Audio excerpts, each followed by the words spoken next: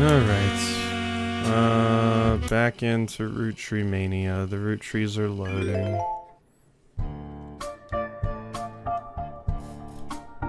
Alright. I got like 7 new things last time after locking in Guy. But I was apparently incorrect on you. Okay. By Sam, a woman named Regina Clementine came to her and claimed that her husband has confessed he thinks he's a Roottrees. Details of this case can be found in your evidence. Stuart is the older boy wearing a vest. The woman in the photo is Mary Beth Clementine, a singer who may have had an affair with Miracle. Yeah. Okay.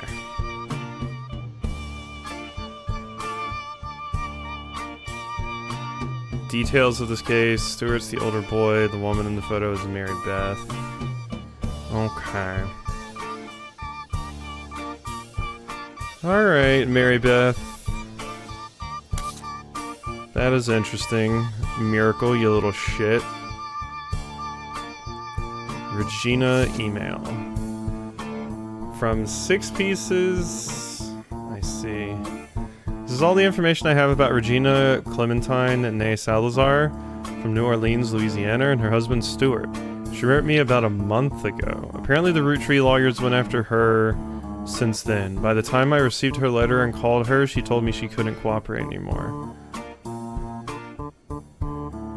Her husband, who is a police officer and never knew his father, told her he thought he might be a Roottrees, but he's estranged from his family and didn't want to pursue it because he had no proof.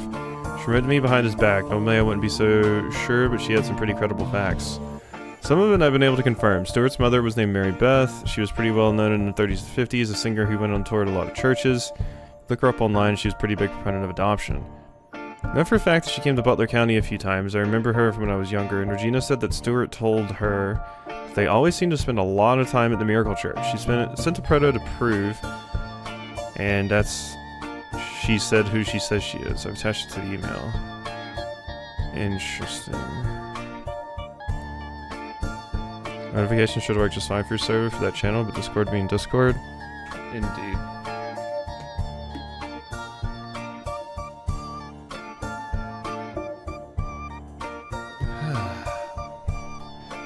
Okay.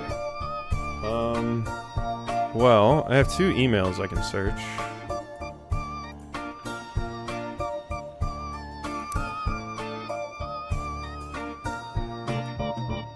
Nothing there.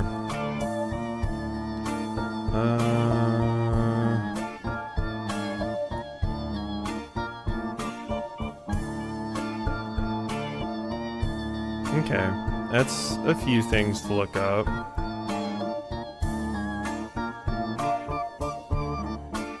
Her husband, who is a police officer. Okay. I might need to make a new notes page about this. New tour. Yeah, okay, so.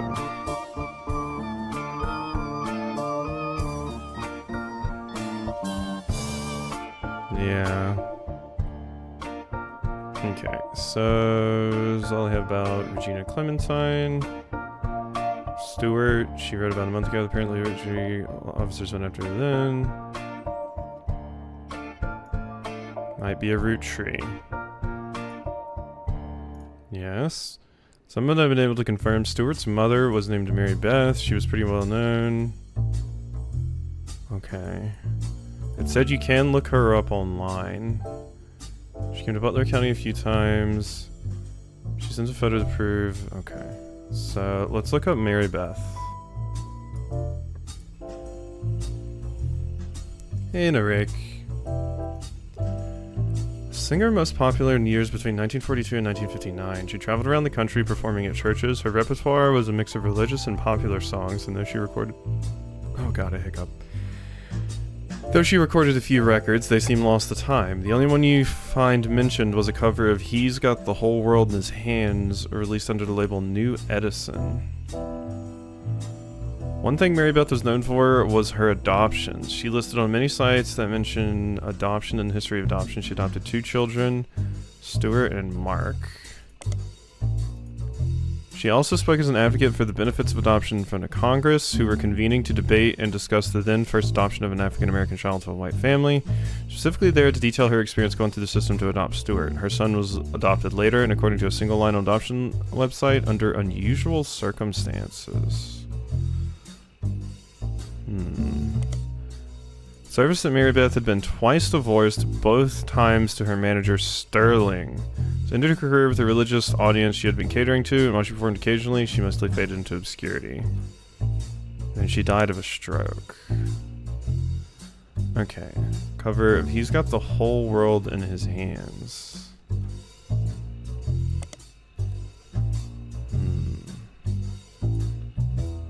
Okay. Released under the label New Edison. Small record label based in Los Angeles that existed for a few years in the 40s. Raced to release cover records of songs that were gaining in popularity. According to a website about the history of recorded sound, it was named after its founder, Sterling Edison. It is being sued by the estate of Thomas Edison in Edison Records versus Edsel. That's interesting.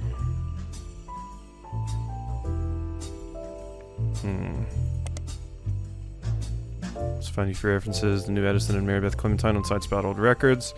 One collector says that the Holy Grail is a re-release of the Old Rugged Cross and says that the first edition was originally published before she legally changed her name. Another site claims that the police had to be called to New Edison Records after its owner Sterling got in a physical altercation in public, leading to a divorce. No cited sources or evidence, and the site's content seems user-submitted. There's an email address at the bottom and the phrase, "Send me your stories about old Hollywood," and I'll add them to the page. Okay.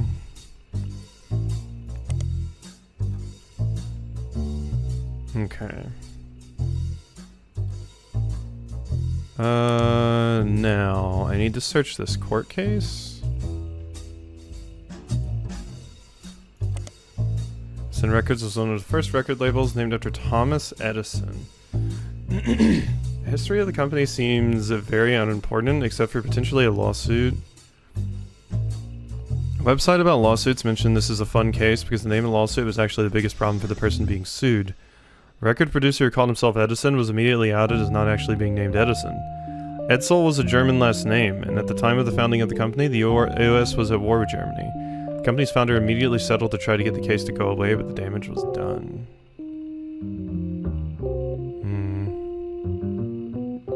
I mean, I guess I'll add this as a note. I don't think you're going to show up in the list. Yeah, we do have a lot of tabs. Okay, that's that. Regina told Stuart, I mean, I just spent a lot of time. Okay, Sam. Alright. So what else do we have? The company records? Must be the company records. Okay, you're given some partial staff records to Croft referenced by Sam. These records are based on old tax mailing information and only detail the employees that work directly for Roottrees or in their corporate office. The many laborers on their farms and in their factories are not listed. I'm not sure how helpful it'll be except for cross-referencing guys' secretaries and visits overseas. Spider searching people just because they're listed in these books will likely be very time-consuming and a waste of your time. I mean, there's only one thing in here. Harmon Monroe, Elizabeth Cravensworth, Eli C. Secretaries, okay. And yeah, this just lists the various secretaries across the time period. Okay. Okay. You're saying there's new confidential? Oh, now you're saying that there's two. Oh, I see. Oh, I see. Okay. That's what it's trying to give me. Okay. I thought it was one for the entire folder. I believe that's a guy again. There. Okay, what was your name, Joanna? I need to go back to those things. Let's see. Mother Joanna was Zach Morton's... Let's see, Felix Fellows. Joanna was Zach Morton's secretary when he retired.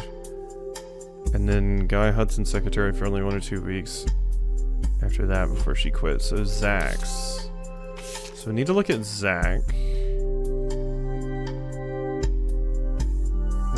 Juliet Joanna Robertson. That's your name. So it wasn't Fellows, it's Robertson.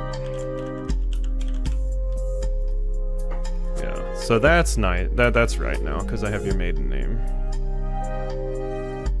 Good. Okay. And then Christine Garland would have been Guy's. Okay, yeah, and Miracle's listed there. Okay, so... I think that's the one thing there. Guy Hudson, Robert Decker was hired, Eli C. Roottrees, Ernest Madsen Jr., Christine Farrow, Joanna Robertson is no longer listed, but Joanna Fellows has been added. Beth Knox are no longer employed. Christine Farrow is no longer listed among the secretaries, but a Christine Garland has been hired. Christine Farrow. Yeah, that's the problem with a lot of these. I gotta get your name correct. Okay. So... I don't know anything about these others, but that fills in some details about you.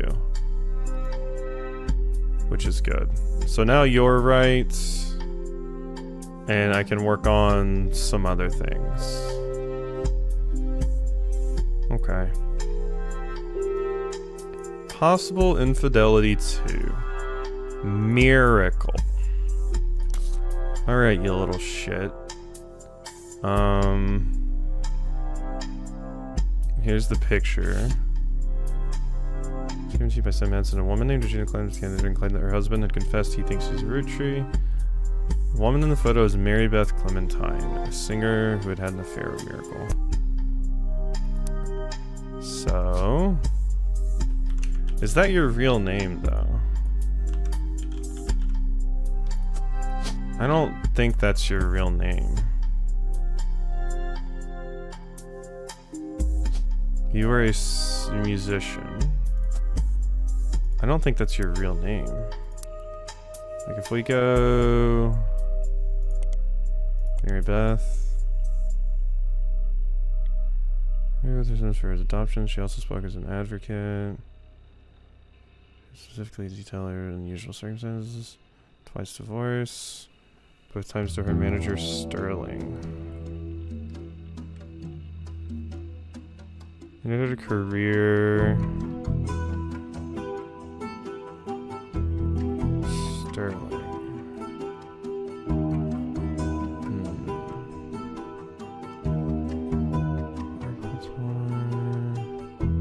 Stuart and Mark were adopted children. I don't think I need to fill them in. Sterling. Is that that's a last name, right? Apparently no, it's a first name.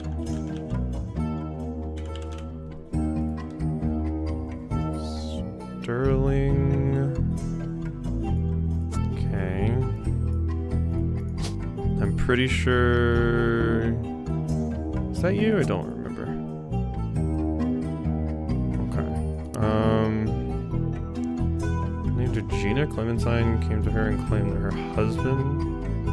Stuart is the older boy wearing a vest. The woman in the photo, a singer who may have had an affair. Okay, and now let's look at this. Mission from New Orleans, Louisiana, and her husband Stuart. She wrote me about a month ago. Apparently the Roottrees lawyers, police officer. Stuart's mother was named Mary Beth Clementine. Okay, so that is her real name. Might not be her maiden name though. The crumpled line, she was pretty big, and for a fact she came to Butler County. She sent a photo to prove. So, would your name be Sterling Clementine?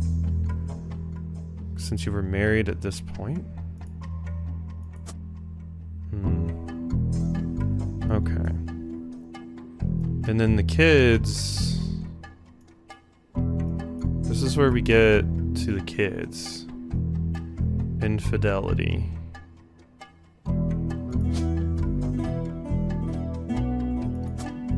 Okay.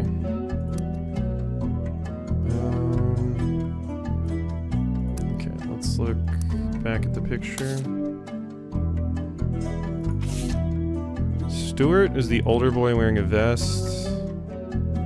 Okay, Stuart's the older boy wearing a vest. So you would go right here. Stuart. Clementine. And at this point, this is what It's Always Sunny meme with Charlie in the conspiracy map. Yeah, people have mentioned that before. Hey, Adola. Now, who would Stuart's wife be named? Okay, so imagine a woman named Regina came to her. New Orleans. And her husband, Stuart. Okay, so you're Regina Clementine. But I don't know what your maiden name is.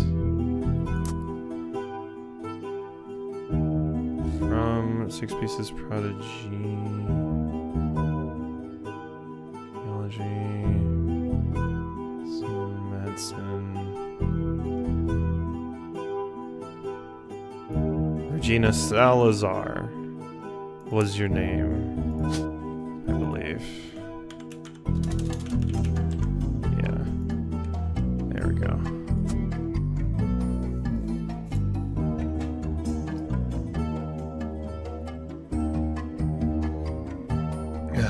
Yeah, I pieced that together.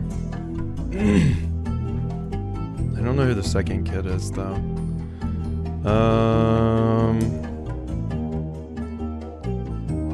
Husband who's a police officer and never knew his father. So you are a police officer. Okay. Now. She's pretty well known. You can look her up online. Pretty big proponent of adoption. A photo to prove. Okay, so I can get the name of the other kid. Yeah. Stuart and Mark. So this is Mark.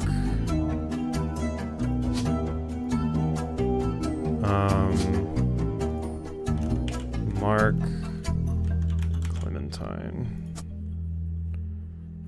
Now, your job, I don't know. I have no idea what your job would be. From the United States Congress, you're convening to debate and discuss the then first adoption. Detail her experience going through her other son was adopted later and according to a single line on one adoption site under unusual circumstances. So that must be Miracle's kid.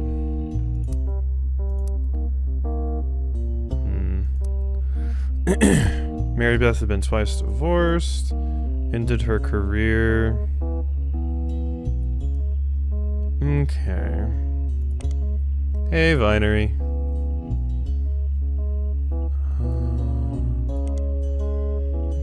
His name is Flowers. Sterling Edison. Okay, wait a minute. So your name must be Sterling Edison? Yeah, because you were her manager. Okay. Alright. Go to the website. You can see another site claims... Oh wait, no. Yeah, because your name's not Edison. We learned about this when I looked at the Edison, yeah. Edsel. Your name is Edsel.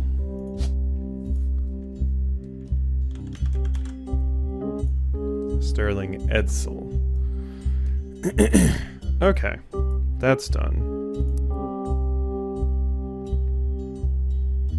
The notable events start here is still there. There's Family Man.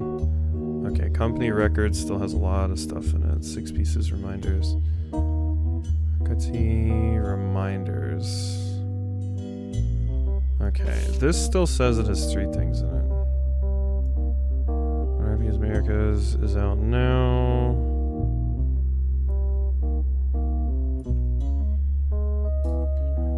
From New Orleans. Her husband, she wrote me about a month ago. Only an alien would invent caviar maple candy, it's true. Cooperate her husband, who is a police officer. Estranged from his family and didn't want to pursue it because he had no proof.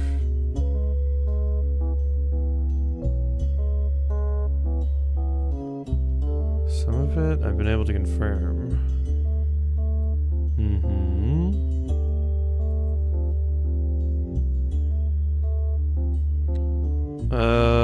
Okay, so wait, she came to Butler County a few times. So let me copy your name.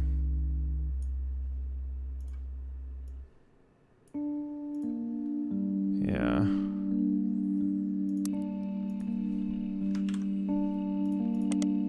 Came to Butler County a few times and played religious hymns at the Miracle Congregation's church.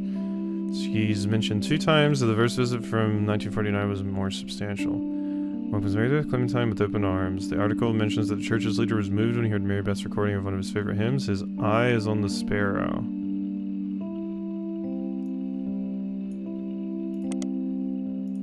Silence on the Sparrow holds a very special meaning to me. As you know, I had a very difficult upbringing. It's no secret that my own eyes have always been a source of struggle. The song is about overcoming sadness and hardship through Jesus. If God can find a way to watch over every sparrow, He certainly can watch over those in His image.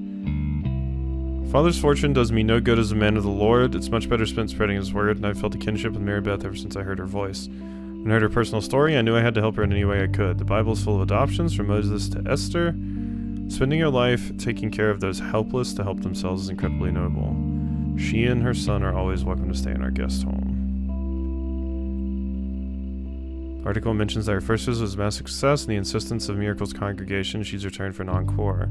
The unusual circumstances of her second son's adoption have prevented her from touring recently, but doesn't clarify. Okay.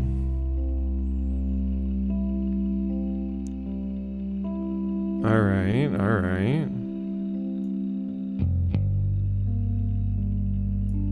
Okay, so that's good. Now, what about Modern Music Monthly? Many times, but her use of her cover, it was released under the label New Edison.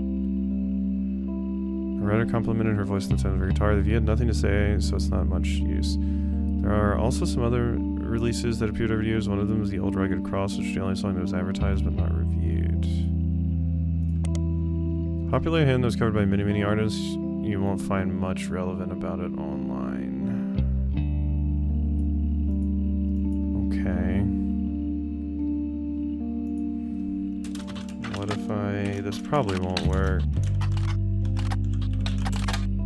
Yeah. Okay, that's fine though. Let's go back to this. His eye is on the sparrow. It's been covered over the years, so it's not directly relevant. The premise is that a sinker realizes they should not feel discouraged by the troubles God will just also there to watch over them.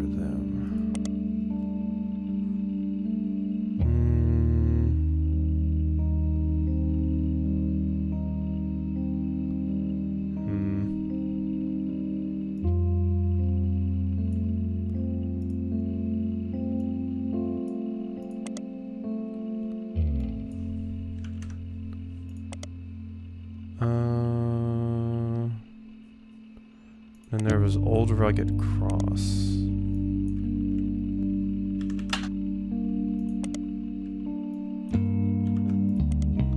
Nothing relevant. Okay.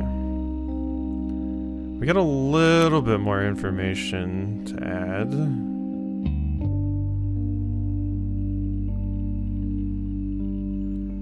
Miracle Congregation. Let's try that.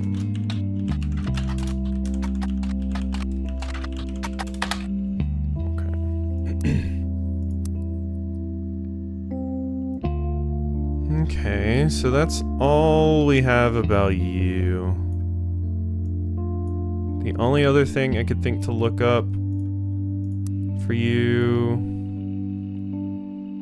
actors and actresses, movie production. Yeah. I mean, unless you're here for some reason, I don't know what you would be. Okay. Okay, so that's all well and good now. So if we come over here, I'm pretty sure you're correct. I don't know anything about you. I need some sort of connection to you two.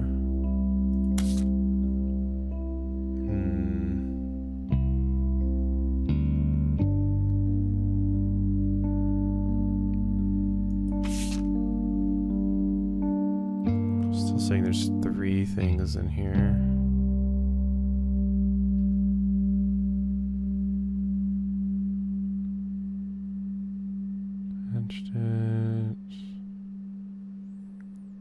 Let me look at the history for her again. Adoption. Divorce.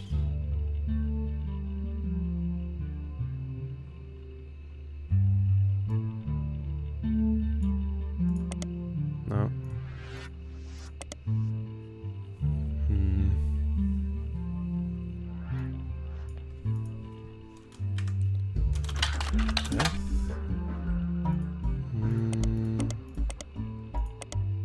I suppose public characters.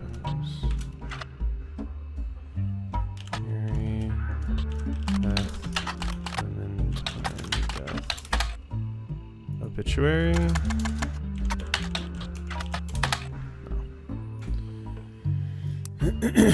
Okay. I don't know if I'm going to get much more there. Yeah, I know she died of a stroke. I just wanted to see if like an obituary or something would have more information about her. An obituary will usually say stuff like, oh, she's survived by her 2 kids, blank and blank, and all that.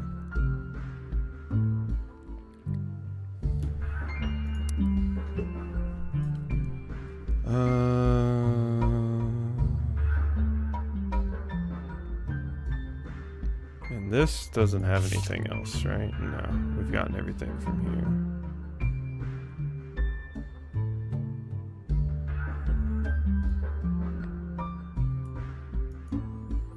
I need to find out more about your kids. Let's try...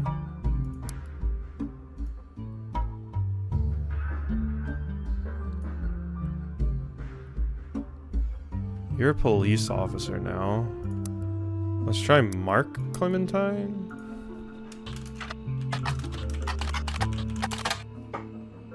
No. Spider search Mark Clementine. Are any of them famous? Aha! Crocodile Clementine is listed on a website titled The Infamy List. It's a massive list of criminals who are known for odd crimes. Nickname would imply he hails from Florida. A lot of others on this list do come from there. Australia. Mark is listed as being from Los Angeles. He has a pretty big entry. Seems like a real piece of work. There's a very small note about him being the basket baby of 1950. Everything else seems to come from his adulthood. He lost his job as a pilot after he tried to board the wrong airplane's plane. He was drunk. He's arrested for transporting and smuggling animals over the Canadian and Mexican borders for an illegal reptile supplier. Apparently quite successful, but was caught when he had to make an emergency landing in Portland after getting bit on the foot by a crocodile, hence the nickname. Apparently the Portland Telegraph is credited as having given him his nickname. His mugshot from this incident has been added to your photos. Thank you.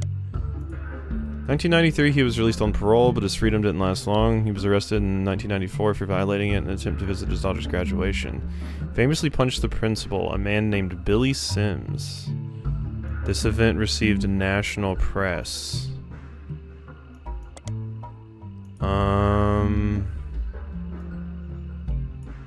Okay, wait a second.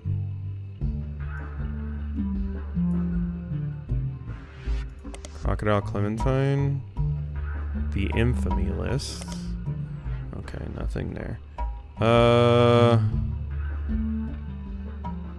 Portland Telegraph? There we go. Run-of-the-mill newspaper based out of Portland, Oregon. They have a website with a lot of dry statistics about how many subscribers they have, how many issues there have been, how many awards they won. Okay.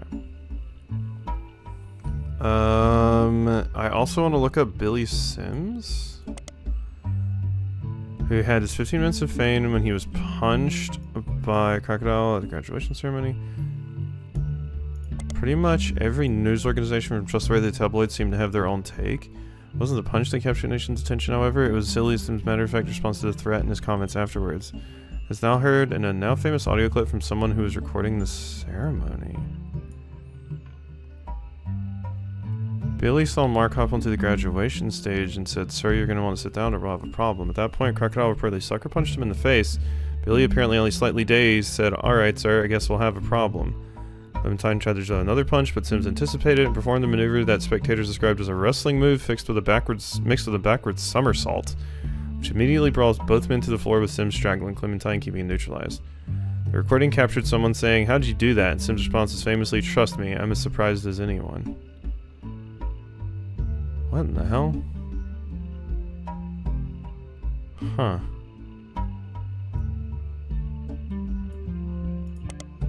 San Diego, there's not much information. There's mentioned in a lot of articles about the Billy Sims incident.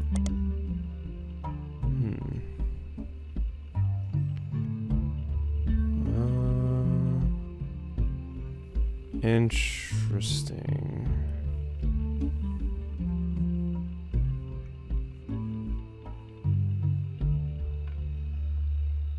Okay. The Portland Telegraph.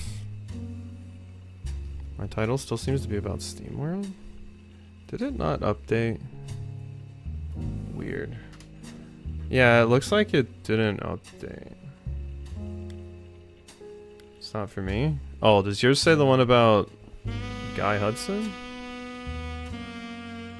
The actual title. Yeah, so I said Guy Who Didn't.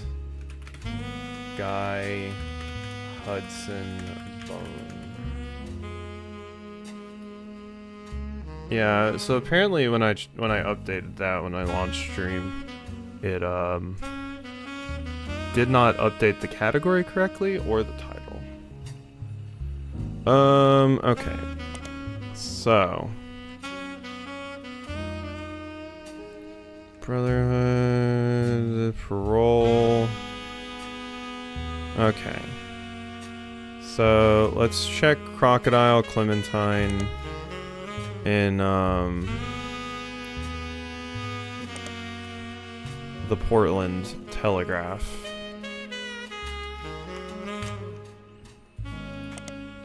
Portland Telegraph was the one that provided the nickname Crocodile. Clementine has some details. He was flying weekly between Los Angeles, Juarez, and Vancouver. His flights were very low. He was only caught because he got bit by a crocodile on the lead and had to call in Mayday because he was losing blood. He tried to tell them that he was a crop duster who somehow cut his leg on a loose piece of metal in the cockpit. The story seemed very odd, and controllers quickly alerted the police. When he landed, they were waiting, and he was promptly arrested.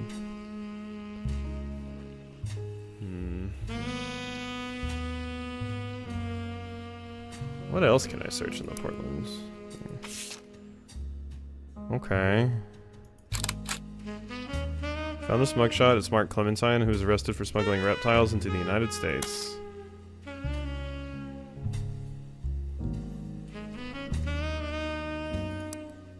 Okay. So you were a pilot at one point. You were a pilot at one point. But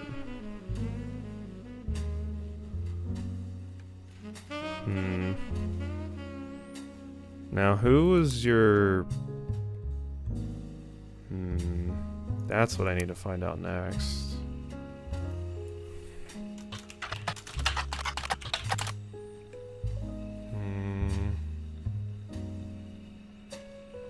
I need to find out more about you.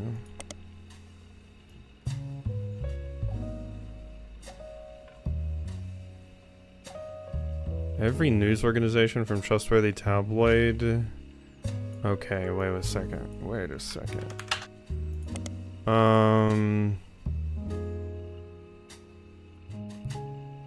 Yes.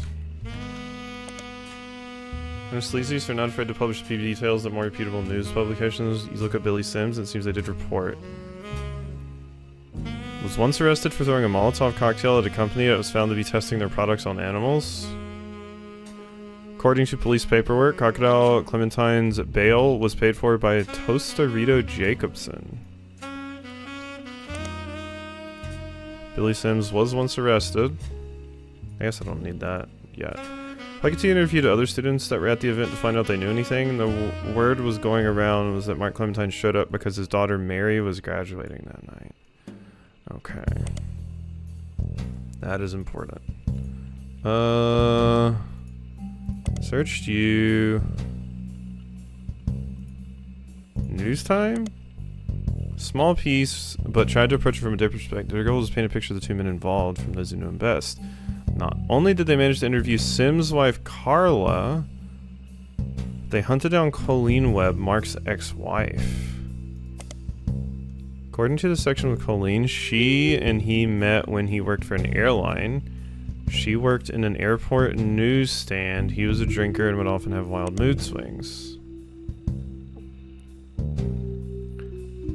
Yeah, no, I thought the name was weird too. Also that he got bit by a crocodile. When he was charged with assault of a fellow pilot and lost his job, they divorced. At the time she was pregnant with their second daughter and she felt, she left and moved to San Diego to live with her sister and told her oldest that her dad had to fly planes for the army. She raised them both by herself, and although she never went through the trouble of changing their names, they used the web name so that nobody would connect them. Okay.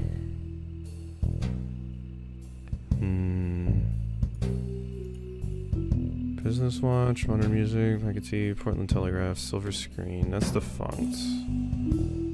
Tabloid aimed at teen girls. Let's go. Oh, Team Blast didn't have anything about it. Unfortunate. Okay, so I know the name of one of your kids now. So they hunted down Colleen Webb, Mark's ex-wife. Alright. Colleen Webb. Okay. And then you have two kids. I know the names of one of them.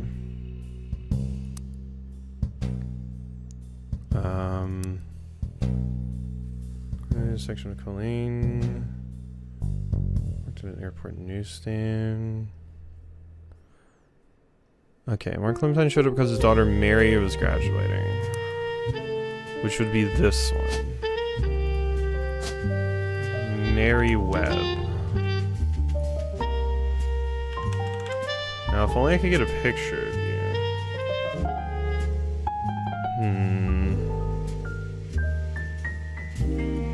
Because these are alright. So I'm pretty sure I'm close to getting this sorted. Okay, Mary Webb. Colleen Webb. Let's see. Probably need even more stuff about you. Could I search Sandstone Canyon High School?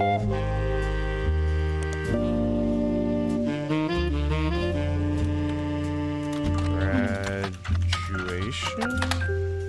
I want to find like graduation pictures of them. I don't know if I'm gonna be able to do that. Wait, let's Sandstone Canyon Wait a second, that's what we do. And insert it in the Portland Telegraph? Not the graduation, just the high school. Oh wait, that wasn't Butler County? Newstown? Waikiki? Yeah, this isn't gonna work. Cause yeah, I need pictures of them.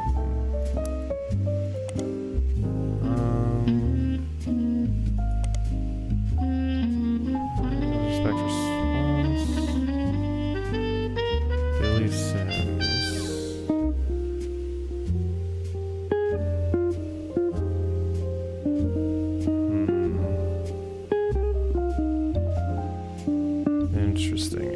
Interesting.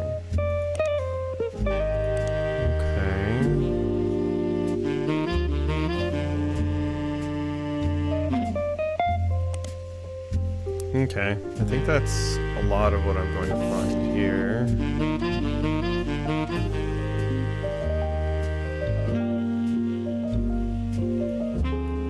Multnomah County? Can I search that up? Probably not. Multnomah County. There's a county in Portland, Oregon. Thanks. Thanks, it sure is.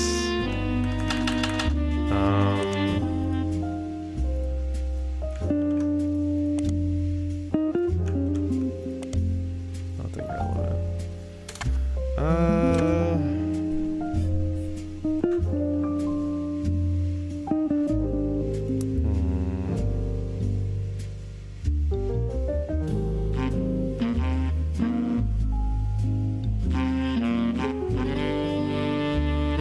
Tostarito Jacobson. Fuego's Fiesta, a regional Mexican fast food chain, held a competition, offered free meals for anyone that legally changed their name to Tostarito? Tostarito was a burrito with a cylindrical... According to a few different sources, Tostarito Jacobson used to be named Lucinda? What the f...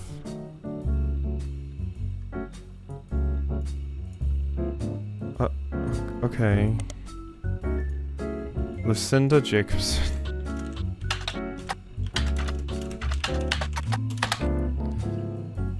Oh, okay.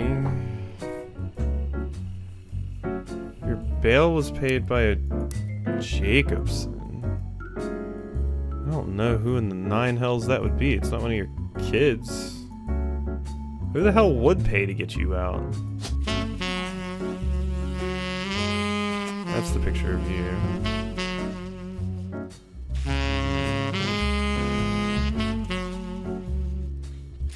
Interesting.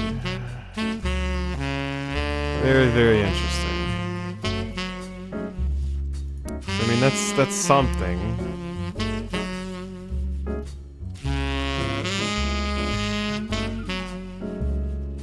And you were bailed out by them.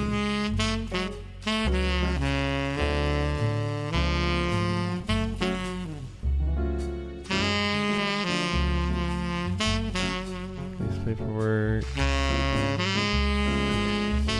Sims the principal.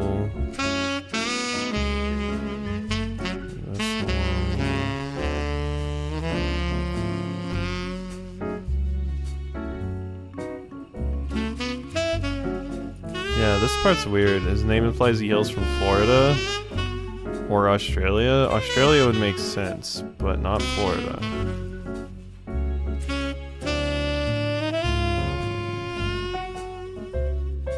What is this?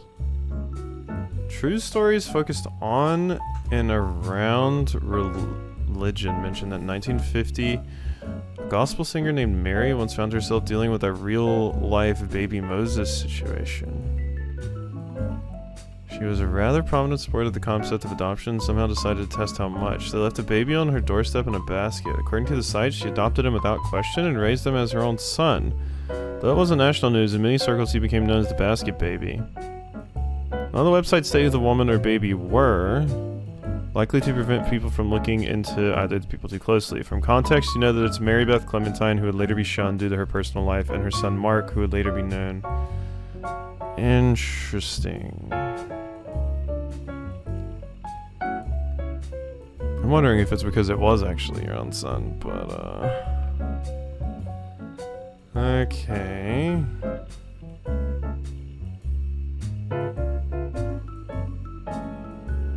Without question, raised him as her own son. Basket baby. Even went on tour. Basket baby.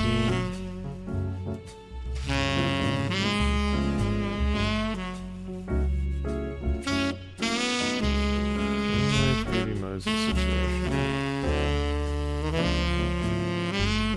Huh. Weird. I did find a little something else out there, but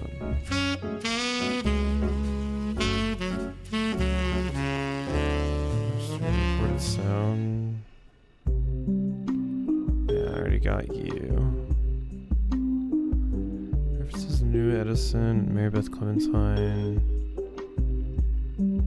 Holy Grail is a re-release of the Old Rugged Cross. Was originally published before she legally changed her name. First edition? No. Hey, Binary. Hope you're doing well. Portland Telegram? No, why would it be here? Music Monthly for New Edison, and it was advertised quite a few times. When it first reviewed by the magazine, it listed the artist as Mary Beth Quaker. That is what I needed. Thank you, thank you, thank you. Mary Beth Quaker. There we go.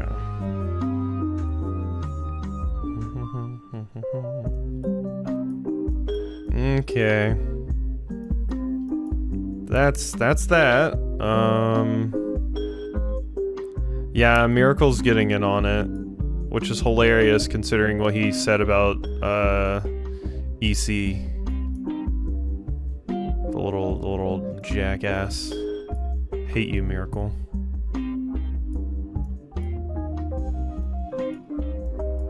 Oh yeah, I mean it's already confirmed Miracle's been boning. Like we have it locked in. Miracle definitely boning.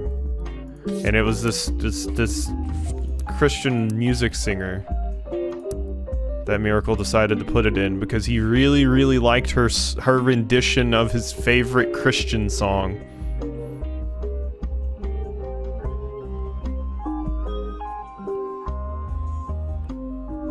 Miracle Congregation, yeah. Was moved when he heard her recording of one of his favorite hymns, His Eye is on the Sparrow.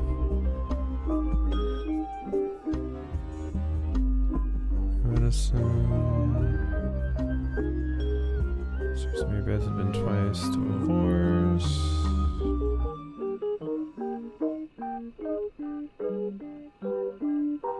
Yeah, we know about the unusual circumstances with Mark. Adoption. Mary Beth.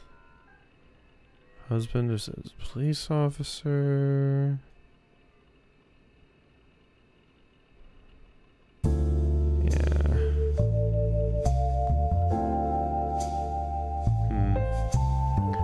I don't know if I'm gonna find any more here. I think I need to let them get locked in. So what I might do instead is see if I can find out about Elias over here. See if we can find anything out about Elias in the confidential. Oh, they didn't track it all the way back then, huh?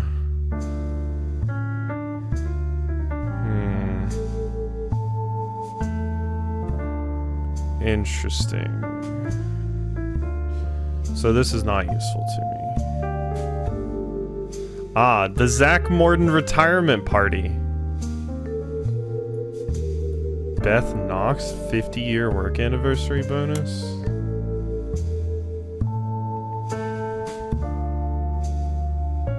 And develop new pie piece flavors.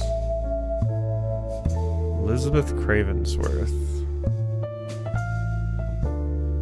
Raffertoons is now listed. Can I get anything new about Raffertoons? Once had a photo of Clark on it no longer exists. Instead, it redirects to a site for a phone number called, which is frustratingly and keeps popping up advertisements in new windows. Managed to close them, but it sure is annoying. Apparently, a phone number you can dial before making a long-distance call to receive a discount from the phone company. Past few months, you've been inundated with ads for it and other services like it. This includes TV spots starring celebrities, radio commercials, the parodies of popular songs, and banner ads. Doesn't seem relevant. The Raffertoons domain was likely purchased. Yeah.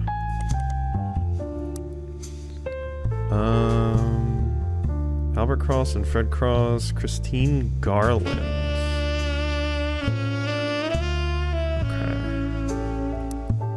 Beatrice Watts and Corinne Schwartz. Comes up in a few articles from local news stations in Pennsylvania.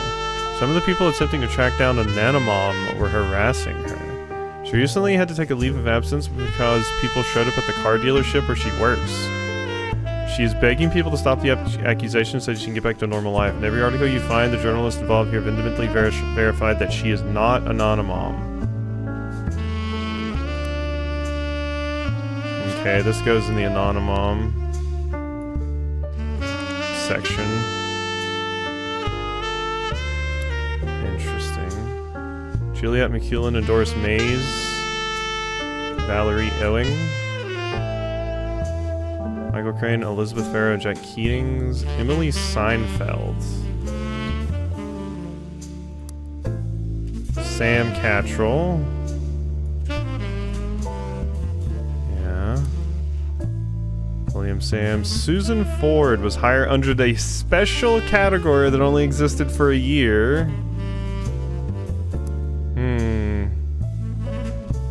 Presidential office refurbishment, 5 pieces flavor development, caviar, there it is.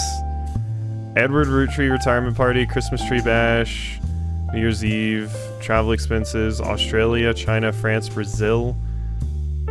Butterscotch flavor. There's the caviar flavor. God, look at all the parties. Terry O'Connor was hired.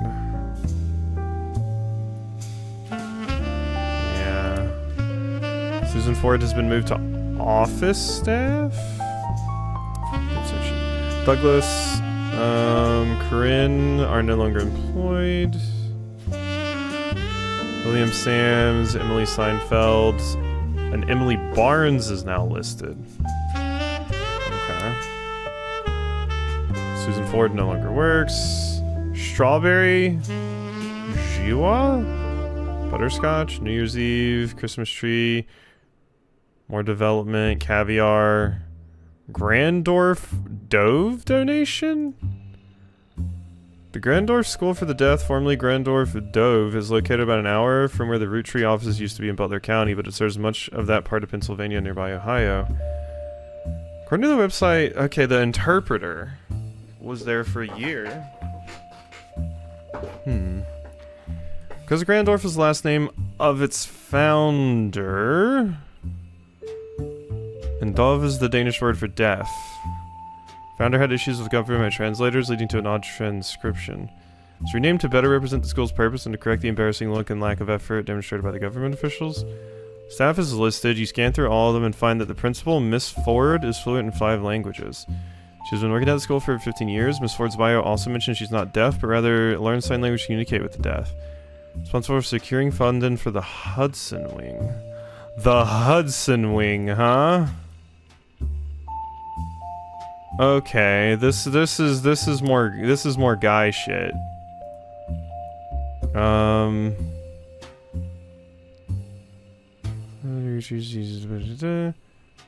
Formally, yes. Create this. No, not under anonymom. Under guy. There we go. Is renamed. Stuff listed on the website. Yeah. There we go. Okay, what is this about the Hudson Wing? Expansion to Grandorf Dove, now Grandorf School for the Deaf. Okay. It was a separate, much smaller building, half a block from the main campus, and operates as a smaller independent school that offers free ASL for family members, friends, and caretakers of deaf children.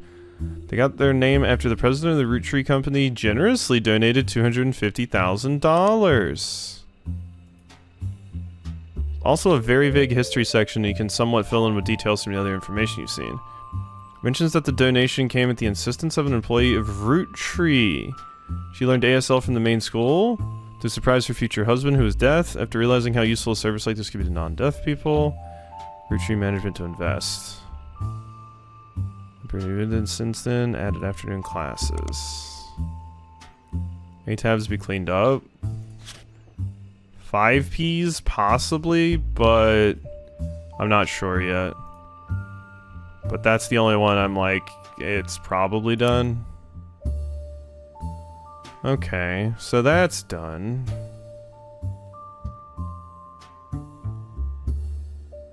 Yeah, Miss Ford, Susan Ford. Let me get all of that. Yeah, because Miss Ford. So you're the one. No, not in. God damn it. Guy. There we go. All right. Guy Hudson died.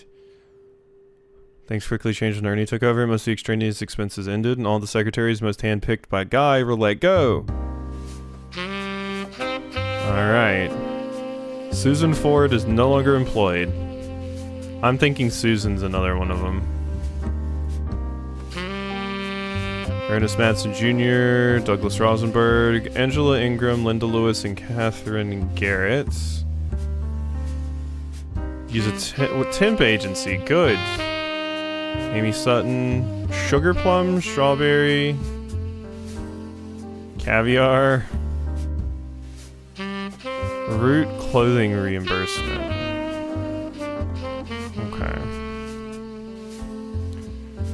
Alright, so Susan's one of the ones over here. One of these. One of these. Did it say Susan had a husband?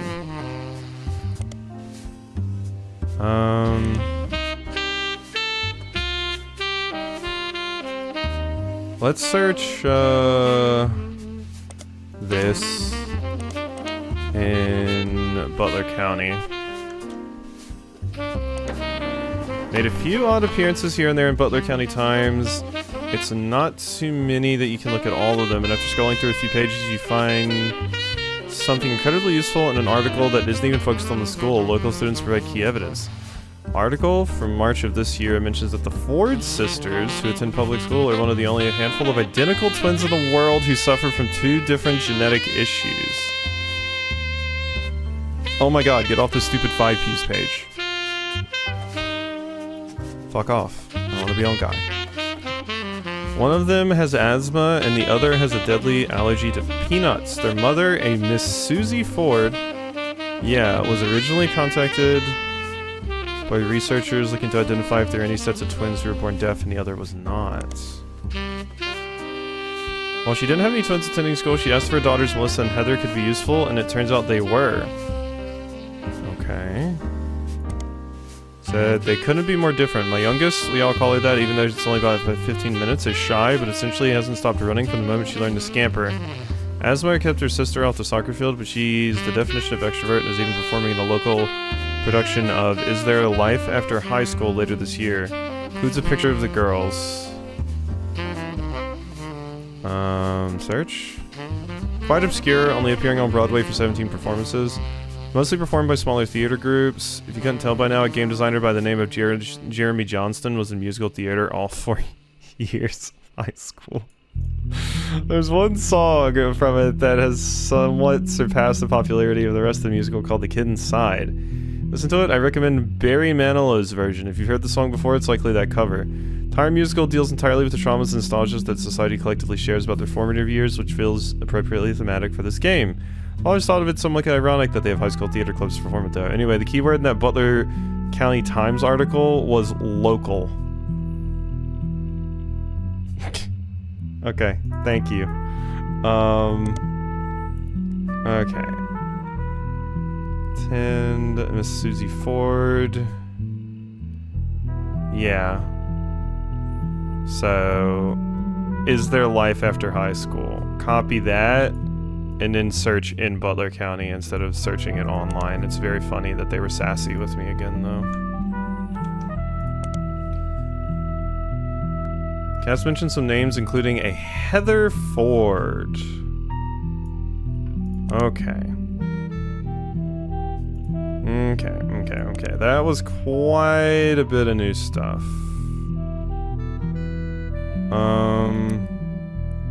Okay. This picture.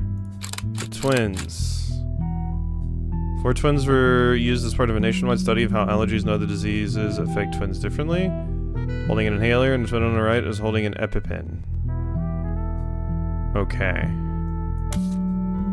Okay, so that's your 2 kids. Who has 2 kids?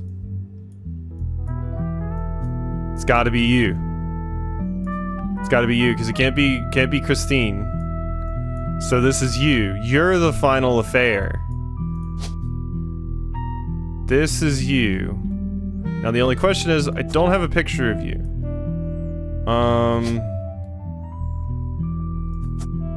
I do have a picture of these 2 though. And if I could lock in one, we'd be good.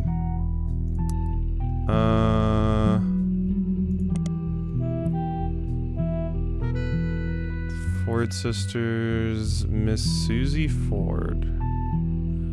Principal. You were a principal. Susan Ford? The photo of the twins is when they were doing the advertisement that I talked about in that previous article.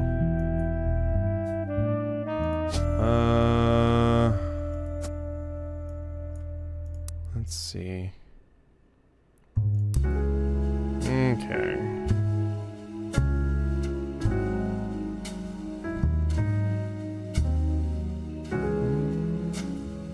EpiPens are very recent. This was like the 90s. 1999.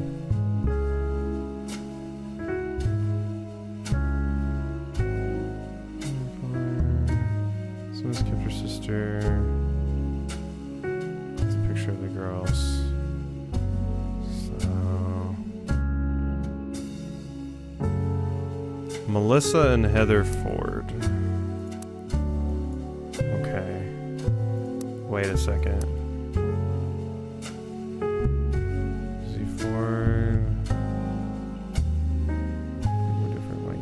We all call that as shy, but essentially hasn't stopped running from the moment she learned to scamper. Asthma has kept her sister off the field, but she's the definition of extrovert, is even performing in local protection. Okay.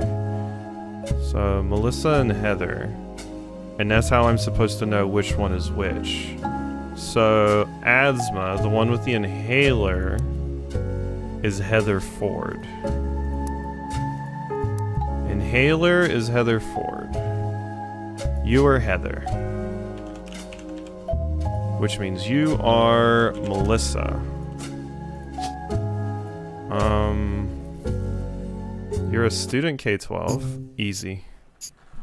Well done. Alright, these 4 entries are correct and have been locked.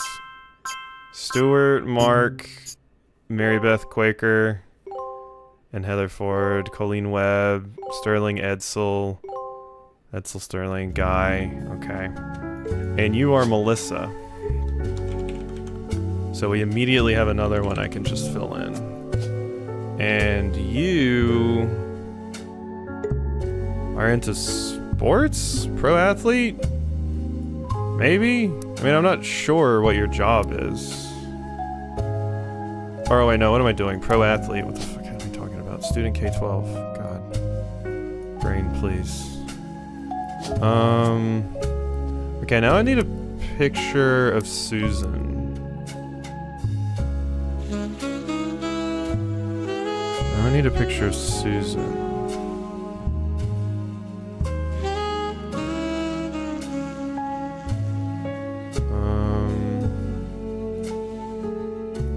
I'm gonna search Miss Susie Ford. Okay.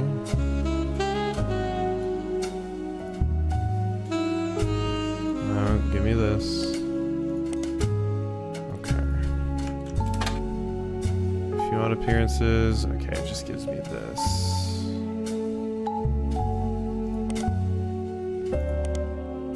Formerly Grandorf Dove.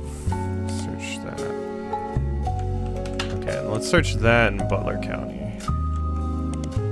School for the deaf near Butler and was regularly listed in articles with other local schools. So an endless snow of snow cancellations, extracurricular activities, and weekend events.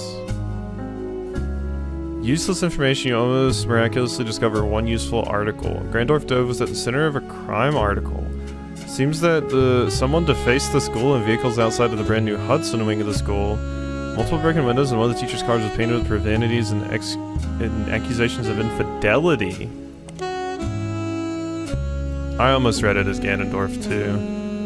Well, there was one arrest, Thomas Hughes, who was coincidentally a former student at school. The damage came weeks after he married the school's newest teacher, Miss Hughes. She was not a teacher when he went.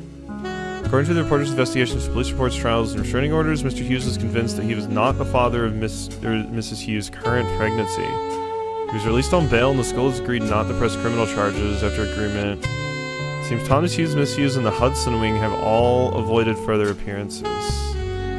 Well, that seems damned important.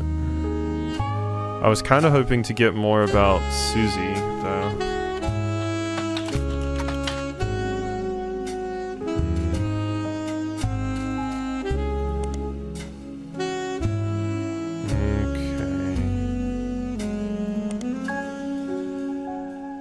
So searching the old name did help.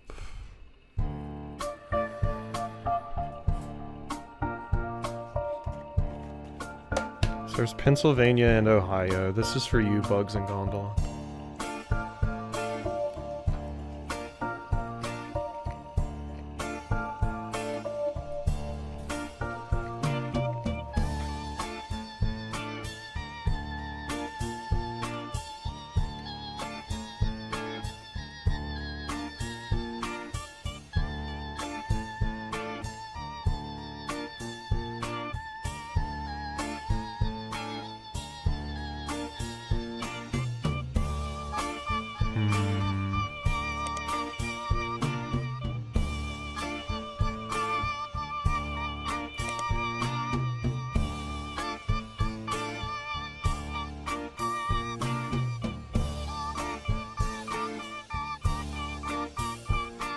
Mentions that she learned ASL from the main school.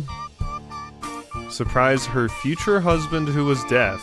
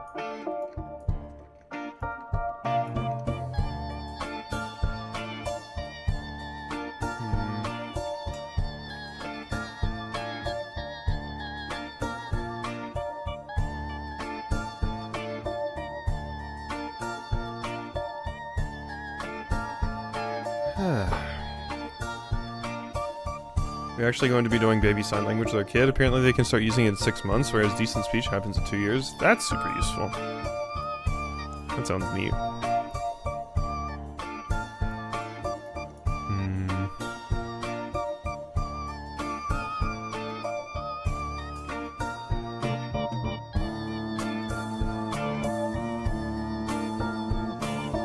Yeah, I just need a picture of you.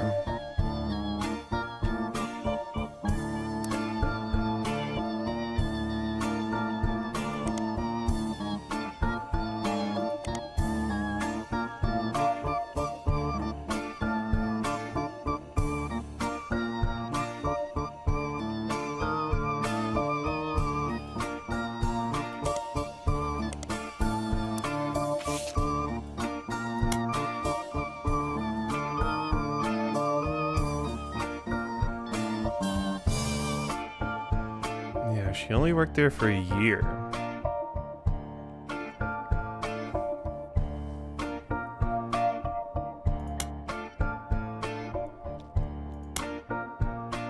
When did your name actually change?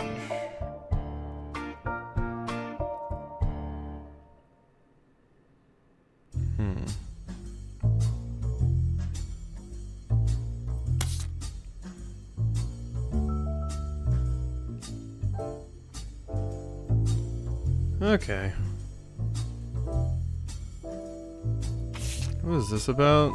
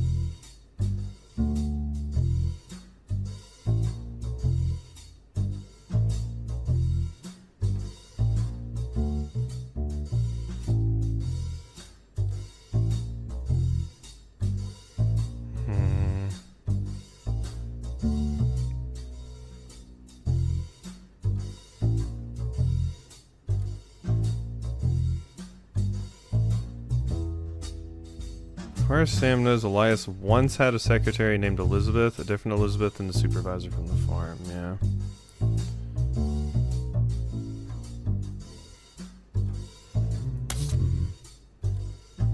Yeah, having alternative ways to communicate seems important for children. Oh yeah, you should be getting locked in, right? Soon? I don't know why you wouldn't be.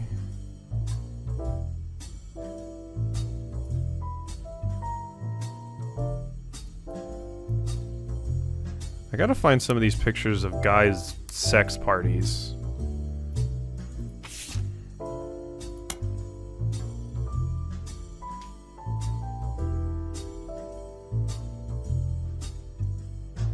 Albert Cross and Fred Cross, Kristen Garland, Doris Mays, Lisa Lewis.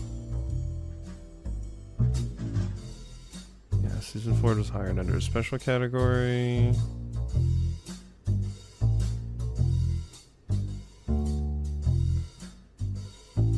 Edward Roottrees retirement party. Let's try this. Maybe in Butler's County Times? No.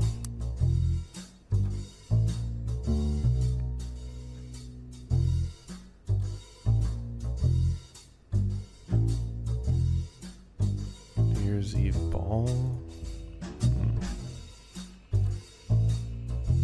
If that wasn't her photo, I feel like it's gotta be, because it's the... That is your mom, right? 2-piece? Or 5-piece? Not 2-piece.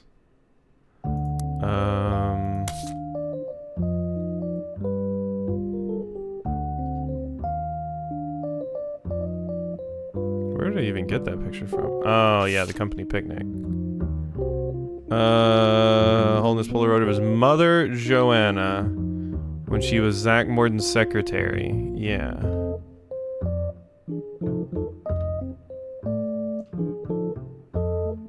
Yeah. So yeah, this has to be you, and you have to be a secretary.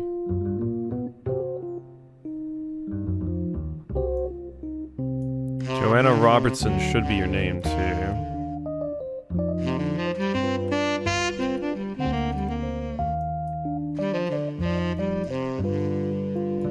Christine Farrow would be interesting to look up too.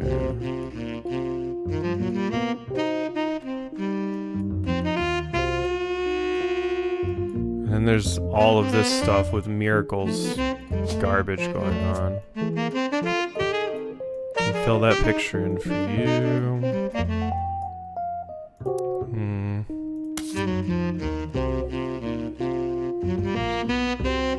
Family Man.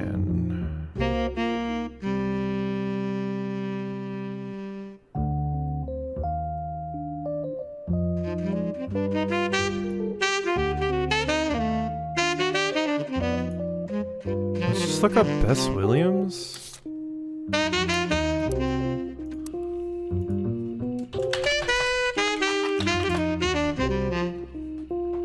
She's outside of Miami and died tragically young. Minor history. Blatant propaganda. It's all been forgotten until recently. Crocodile Library, not far from where she lived, was partially destroyed in Arcane. When they rebuilt, they named the non-fiction sections after her. Ending in 1950 and closed in 1963. Interesting. Aha!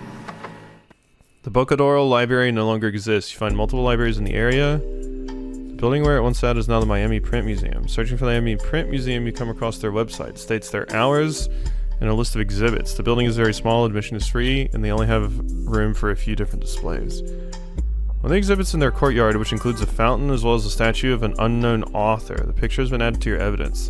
Now there's a printing press that was used by the Miami Sunday, a now defunct weekly newspaper. The last is the original print of Cuba by Cubans, an art book. Wait a second. The records you can find online during your periodical search emerged another periodical and became the Miami Mercury Sunday, which folded after just a year. Newspaper that lasted only a year. You find a small website, quirky printing history facts. How come emerging two smaller failed newspapers? The result is one larger failing newspaper, which was only notable to the author because by combining names in the way it did, it was tied for the longest title for an American newspaper at the time with a newspaper in Jefferson, Texas. Okay. Cuba by Cubans. It's credited to Marcia Barbin. First glance, it doesn't seem related to your search in any way. Well, I gotta check, don't I? I gotta check. Is released in one second glance, it still doesn't seem related to your search in any way. I tried. So it's in the courtyard and is said to be of an unknown author. Bess Williams.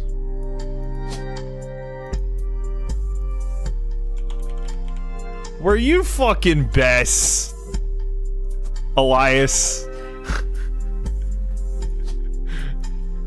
Is that why there was propaganda?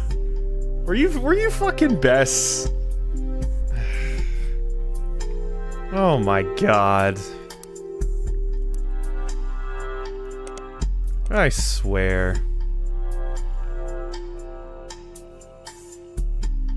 Crocodile Library.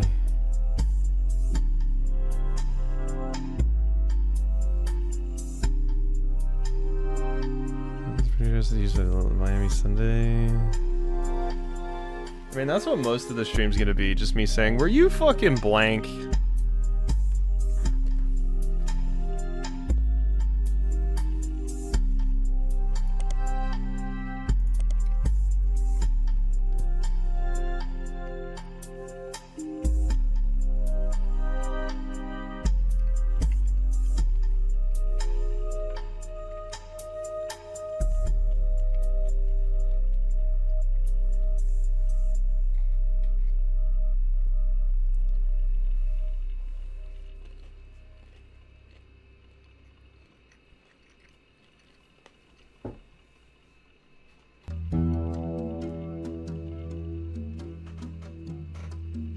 Yeah, and I still need photos of the, I still need photos of the sex parties.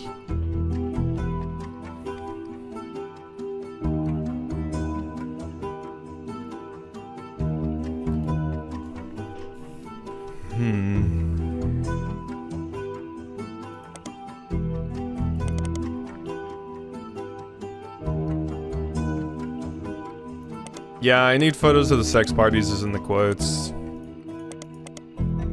I think Bugs added it. Raxby added I need more affairs.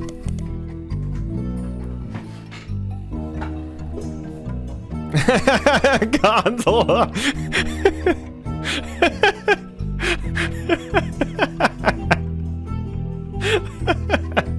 What a roll. What a beautiful roll.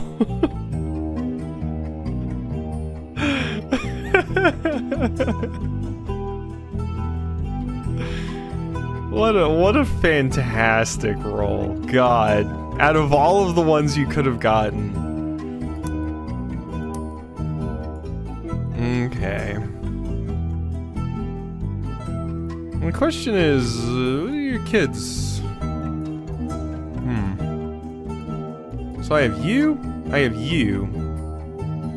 who I think is right. And then I still just need a picture of Susan or Christine Farrow. Let's go look at the pictures here. Christine Farrow, Christine Garland is no longer working for Roottrees in 1978.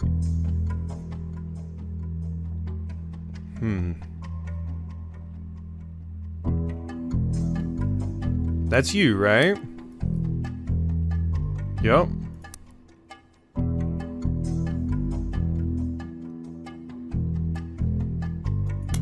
So that would have been here.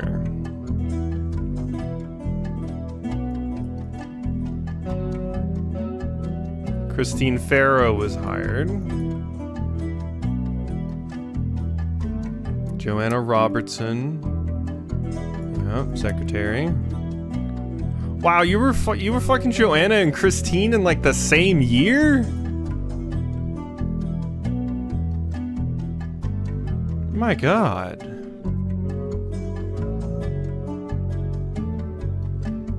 And Joanna was let go quick. Gwyneth Madsen was hired. Beth Knox 50-year work anniversary.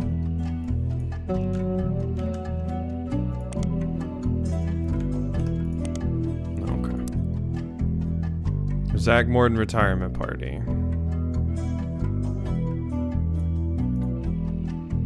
No.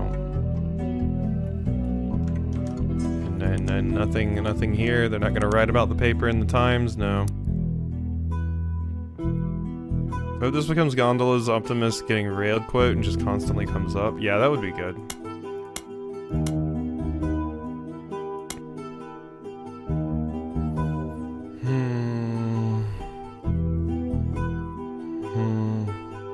Bugs quote came up the other day. Forgot who rolled it.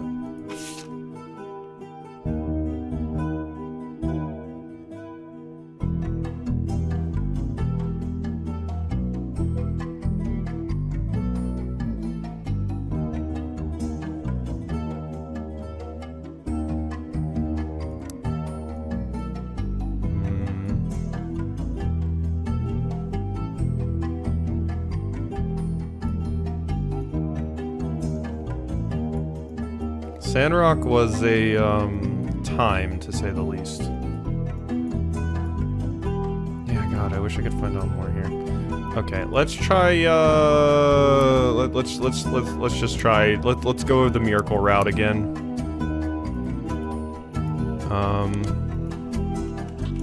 Colleen Webb. Nope. Okay, let's go back. Let's go back to miracle. Tour, police officer. Okay. Apparently, she was a rather prominent supporter of adoption. He became known as the Basket Baby. Yeah. We know about all the Basket Baby stuff. Now I need stuff about your kids.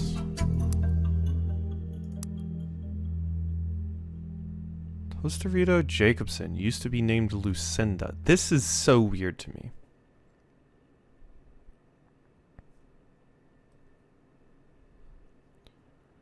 Her sister, fly planes, she raised them both, and although she never went through the trouble of changing their names, they used the web name so that nobody would connect them to her ex-husband.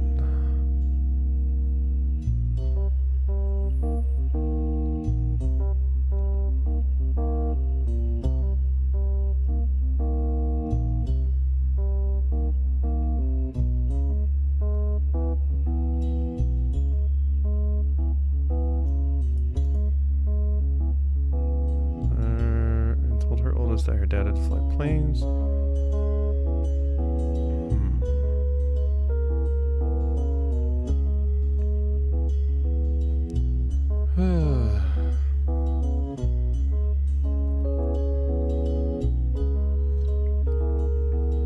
Nah, remember, I would not be having kids. I specifically went out of my way to not have kids in Sandrock as well.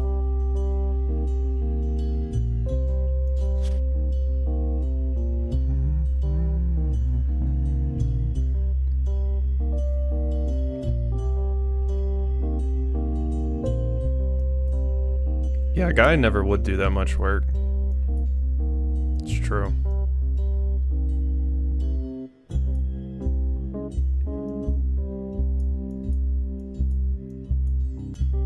God, I'm so close on like what feels like so many of these. Just need a little bit more information.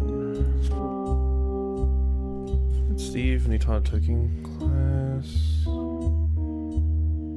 lot more in common than we thought.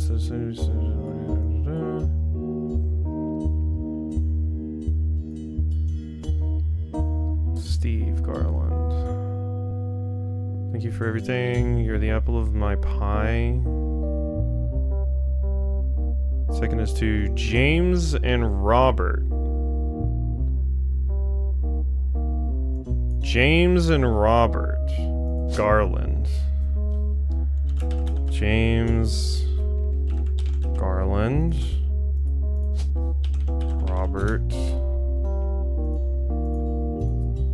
Garland.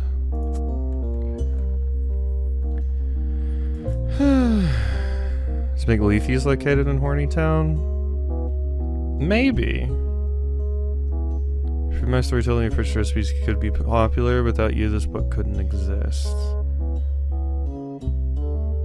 Seems a local by the name of Market Sued by Garland, Kitchen Tales, written 3 articles, how he met his wife Christine when he worked at Antonelli's. Mark was also mentioned once in the Butler County Times when he was sued. Rochelle and her husband Mark, both were local business, sold the land the building was on at the time of the article. She was unsure if the restaurant would move to a new location. She and her husband Steve, who was a restaurant met years ago when she delivered produce from her father's farm. They're both working as much as they can. She's a secretary but went back to delivering produce on the weekends trying to save up money to move to Boston. For years, two bakers, Flora and Yates, flirted. Spent their days baking together. They traveled and settled down for 15 more. Their souls were golden with no regrets.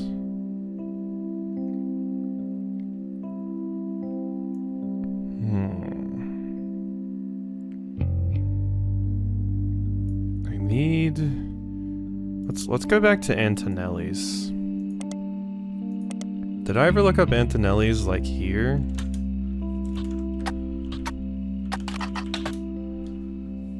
Yeah. No, I did.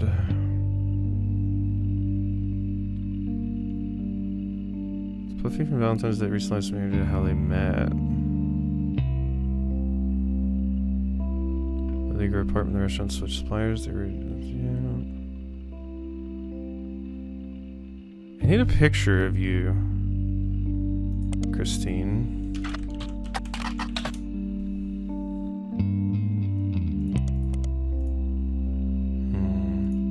Another Antonelli's in Portland. No.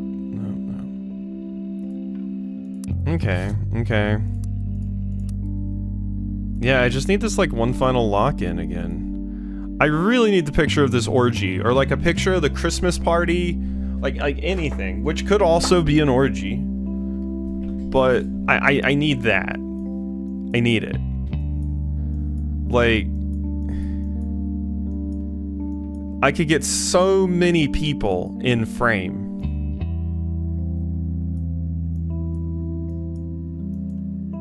So many people. You don't understand.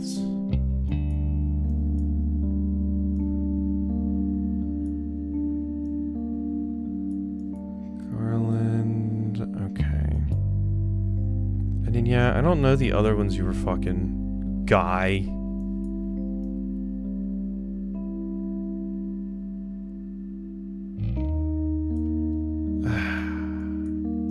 It's just hard to follow up on.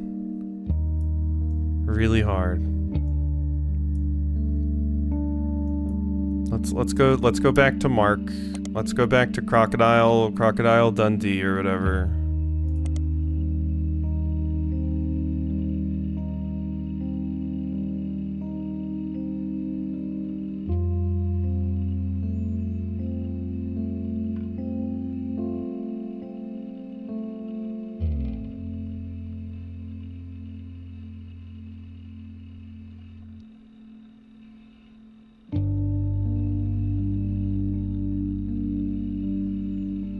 San Diego. So they'll be masked with their bits out, and so you'd only have photos of random dicks and be playing Guess Who's? Nah, some of them wouldn't be masked. You know?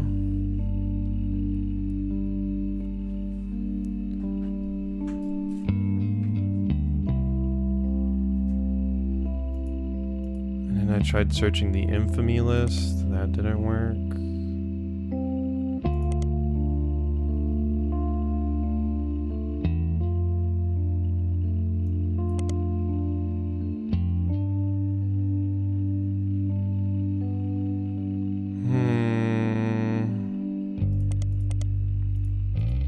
Telegraph.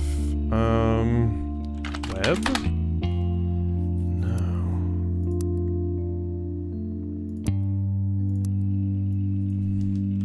Colleen Web? Mary Web?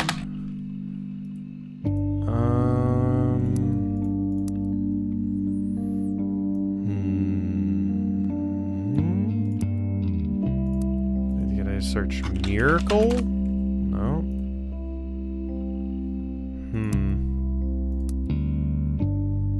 A little bit stumped at this part right now, admittedly.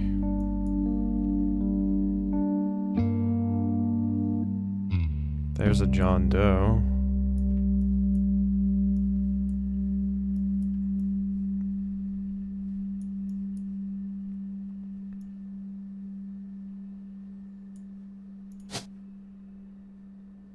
What is this picture from? Chris in the office. Chris Rafferty's website. It's a photo of him, his father, and Guy.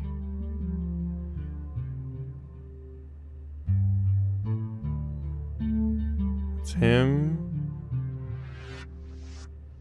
his father, and Guy. While they were distracted, he snuck into the supply of chocolate they kept for visitors and tours.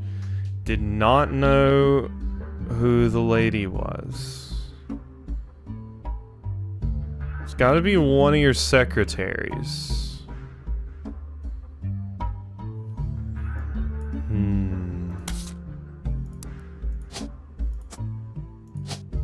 Didn't think it was you, Susan. I mean, you look like you could be their parent. Admittedly. And that would be to... That wouldn't technically be enough to lock it in. It said you didn't know who this was. You had no idea who was in the picture.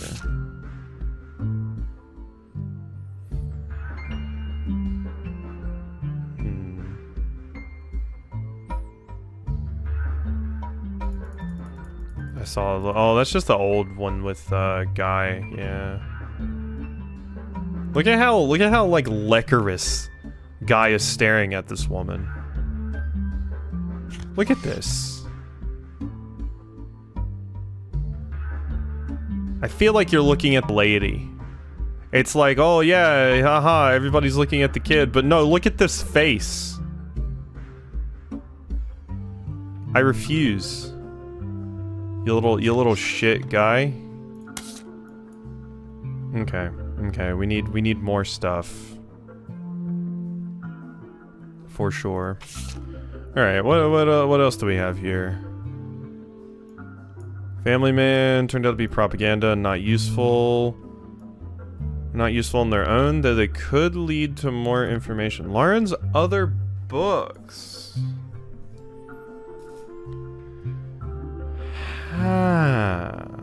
Caroline Morden's sculptures were not useful.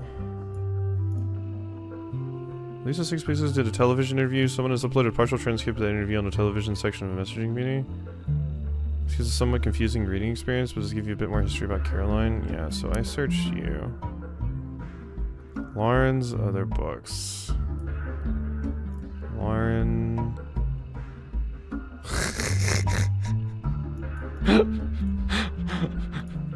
I was just putting it in.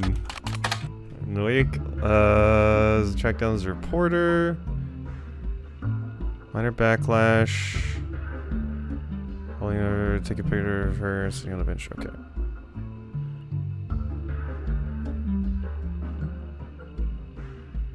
Doesn't tell me which reporter, because I need this picture. Iron root tree. Alzheimer's? No. The reporter. Let's see. Let's search in here. Business Watch? No. Butler County? No. News Time? No. Piketty? No. No. The tabloid I checked. Okay. Life Between Wars. Shoulder. Little fanfare. Life Between Wars. Okay, here we go. Romance in Court, which gained popularity. It's the first and most famous court jester series.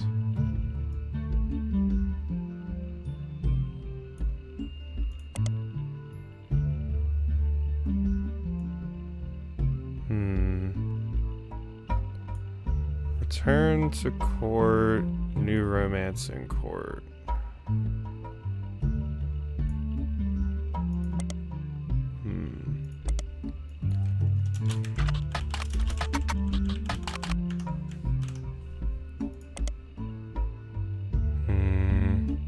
Yeah, I mean, this wouldn't have been updated. I'm gonna... It lists it, but... Sam and her father were cryptically mentioned in a book about historical letters. Ronald and his brother on a show go by Ron and Robbie, both worked on a TV show called Brother Trouble. Brother Trouble? Nothing new about that. November Root Tree. November... God, what were they called? Brian Jones Company website. Yes! Yes! Seems Brian Jones has been busy updating Stephanie Jones' campaign website. 2 new sections. The first is baby photo. There you see a picture of their new family together in the hospital. According to the site, our daughter was named after her grandmother, which ended up being very fitting considering she was born right before Christmas. The second is what's next. Not much of substance there right now, but it lists some small accomplishments and finishes with the recent rise in popularity and controversy surrounding my family. Extra attention on me. Stay tuned for announcements. Okay. There we go. U3 can now be used in the family tree. Does it go up here? If it doesn't, we got some talking to do. It doesn't go up here. It doesn't go up here. Ruh-roh. Why doesn't it go up there? Why do I have these... Why do I have these 3 extra pictures of you and your kid? Who you're not even showing here. Herm. Herm. Where are you going to be showing up, eh? That is something.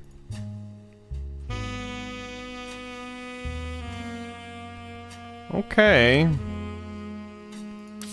Let me try searching Stephanie Jones again. This is the website. Second is what's next. Okay, and then when I searched Brian, it didn't actually give you the name of your company, right? Stephanie Jones. Because what was your company's name? Remember? Stephanie has a very bare bones website. Yeah. Okay. I don't think I'm gonna find anything there right now. November. Stephanie Jones and Brian Jones were featured in campaign posters and led to Caroline's art book. Caroline Morden. And I tried searching you? Interesting. Interesting. Does not give you more context. Your art book. When we were featured, 5 pieces of lives as children could be identified based on the initials. Lawrence 2 dies are probably the most many mentioning. Artistry, miracle, physical media such as record albums, books, and movies. Elias, Carl, and Reina were on the cover of magazines. Reina. Roottrees. What have you been up to? There's more traditional... Oh yeah, the sad MIDI thing. Then if I search this... What is underprivileged? You wish to pursue a career in fashion? Managed by Ruby, yeah. Fiasco, yeah. Up against high profile, Cicely Sanchez. Okay. Oh wow, I got it all the way down to 3. Interesting. Hey, Rat Vagabond. I was thinking about getting the name of the art book, yeah. Most of the action took place around Butler County, where the, yep. Carl. Roottrees. His daughter is Brenda, as you can tell. About a Kristen Valdez, who claims to have been Carl's high school sweetheart before Brenda. She does not make any claim about having had a child. She just appeared to be paid to talk about his early life. Most of it is boring. She says that they met when he was sent to a private school near her hometown and broke up when he graduated.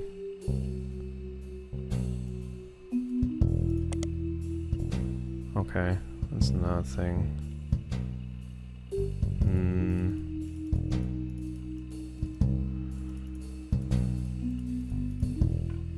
Nothing much, just the same stuff with Roottrees, just using random articles online to try and fill in details.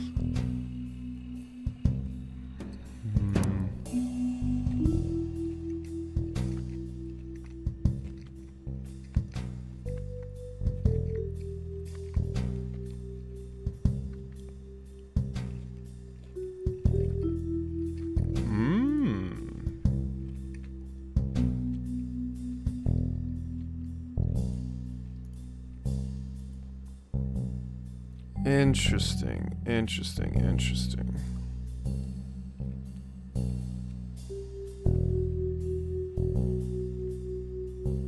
I do not remember Brian Jones' company website's name.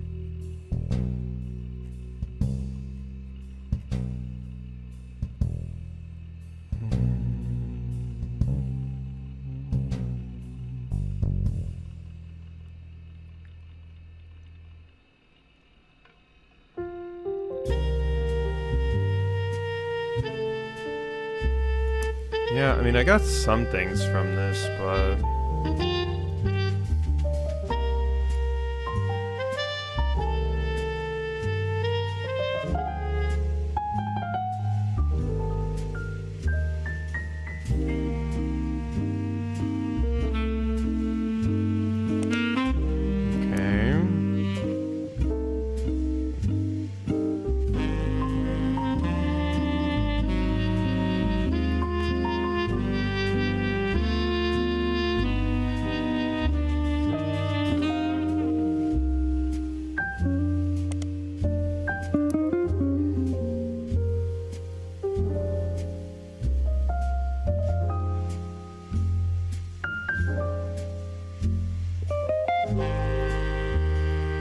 Historical romance novels.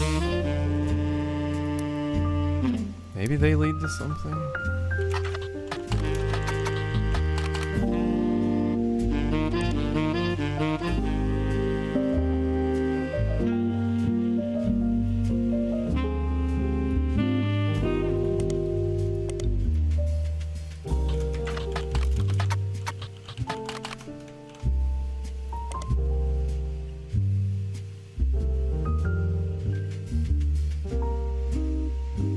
Hasn't been updated.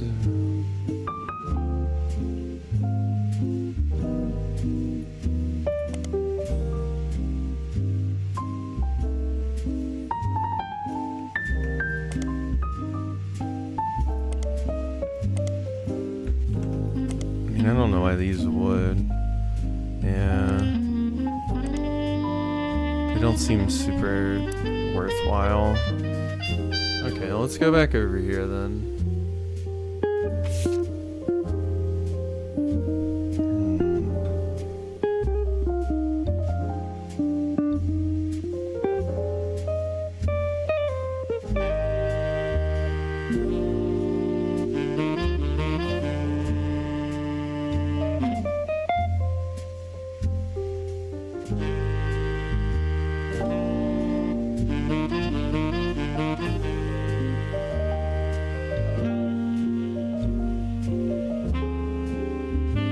Wait, Elizabeth had a daughter who Sam never met, but who works. One of the farm supervisors. Okay, wait a minute. Wait a minute. So this is 6 pieces.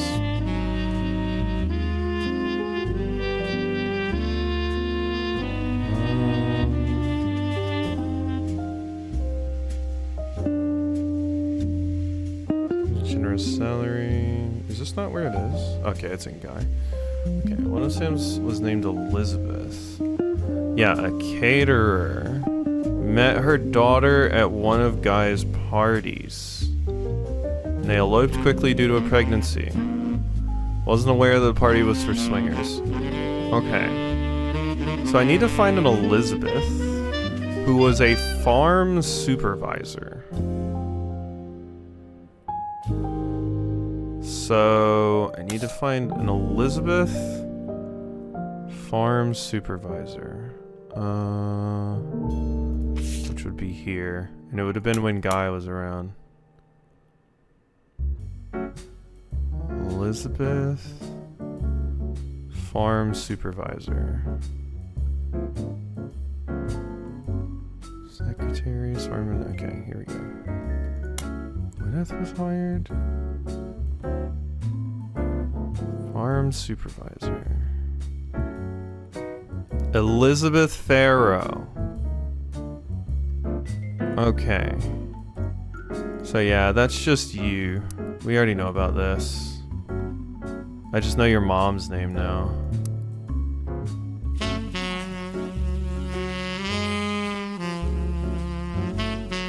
Okay.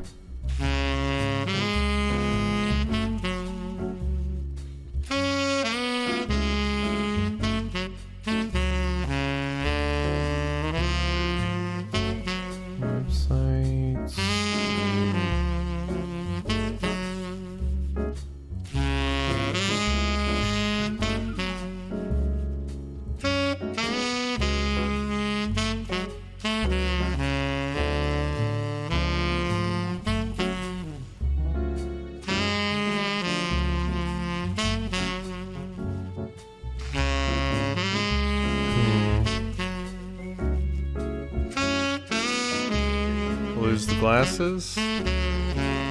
Luckily, the text is big enough that I can still read it. Okay.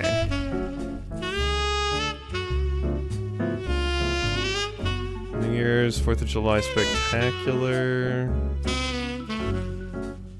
William Sands, Emily Seinfeld, Sam Cattrall. Realizing how useful a service like that would be to non-deaf people. Mentions the Ford sisters. No.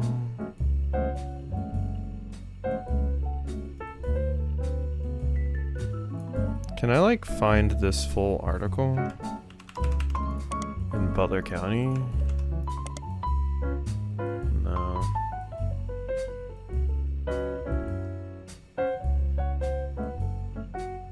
Miss Susie Ford. I need to find out more stuff about the school.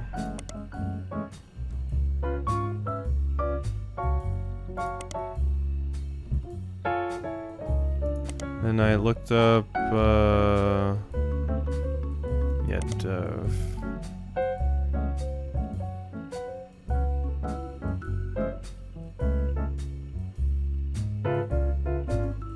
I think the implication is that you read the article. That's the thing. When they pull up just like an article like that, it's basically giving you all of the relevant information from that article. Because I've tried searching that before. Like I can try to search it, but if I go back to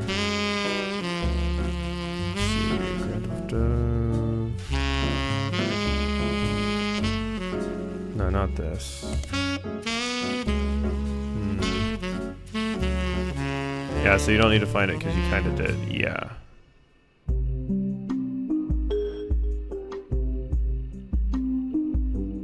It basically, I don't even know if it gives me a summary. Usually it just says there's one relevant paragraph and then it'll put that in quotes. Basically.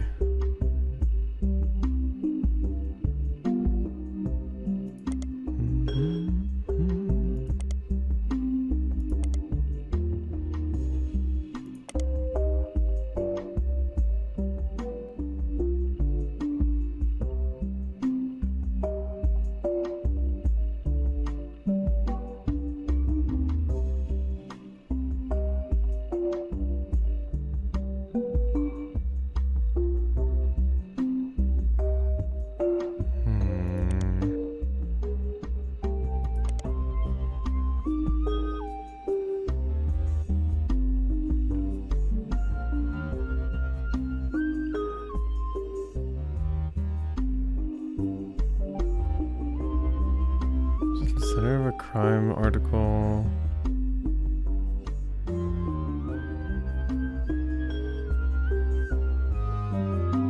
There's one arrest. Thomas Hughes, coincidentally a former student at the school.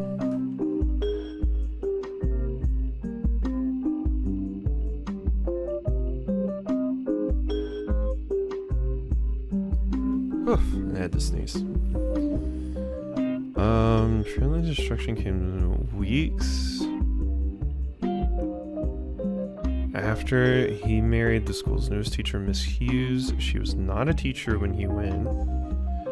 He graduated a few years earlier. According to the reporter's investigation, trials, and restraining orders, Miss Hughes was convinced that he was not the father of Mrs. Hughes' current pregnancy. He was released on bail, and the school has agreed not to press criminal charges. Okay. School. She was constantly for weeks after he married.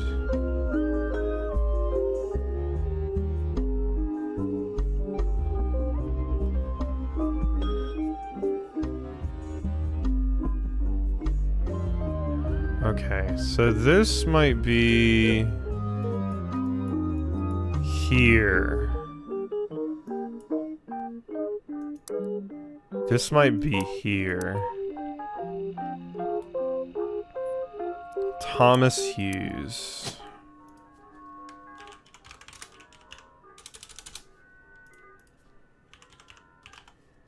Okay, so I think this is Thomas. Okay, and then I don't have a name for you.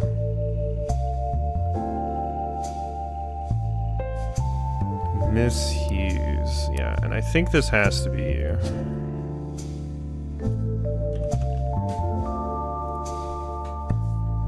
And she was a teacher?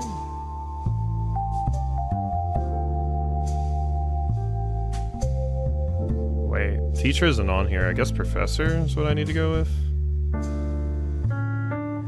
Yeah. Professor.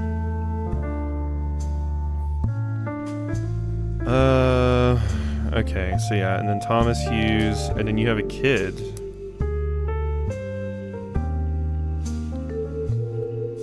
Have all avoided further appearances.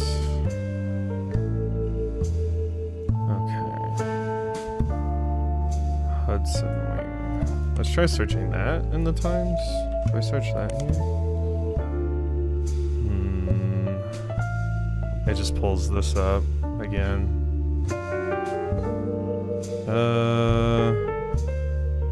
And then I'm sure if I search Thomas Hughes, it'll just, yeah, pull up the same thing basically.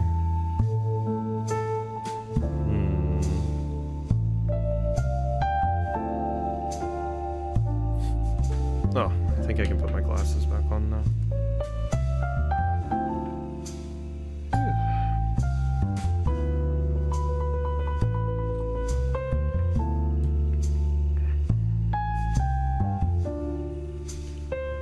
Okay.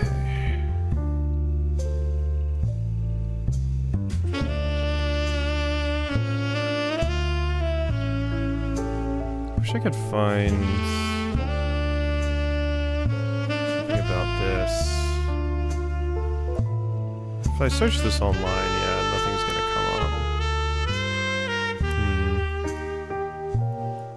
up. So I think I have everything but this one. Which this character wasn't even married.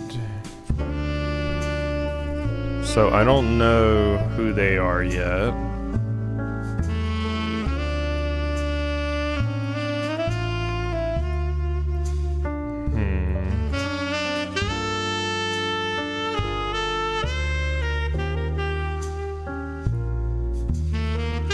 Yeah, getting the pictures is definitely the hardest part. Where do I even get a picture of Thomas?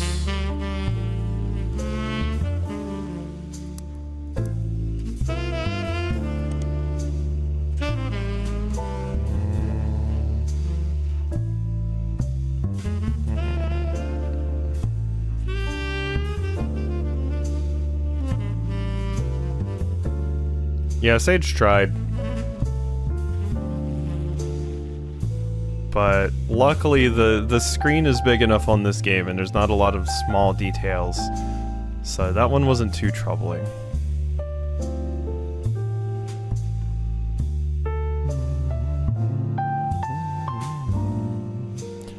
I forgot what game it was where somebody did it and I was like, oh god, I don't even think I can play the game now. I forgot which one that was.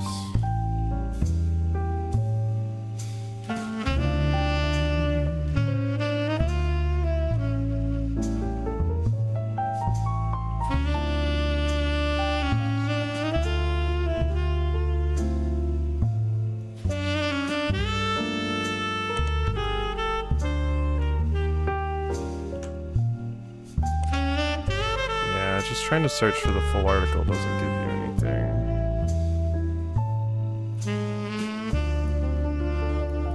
I don't know who I have the most channel points on. I know it used to be Raxby. But it might be Gondola or Leafy now. I have like close to 300,000 on Raxby's. Yeah, you're never going to get through 292,000 points. Not with the rewards I have set up.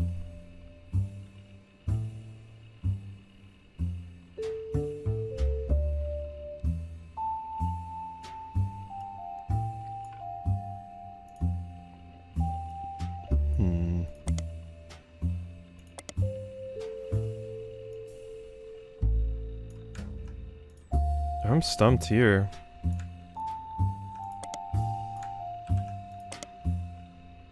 Yeah.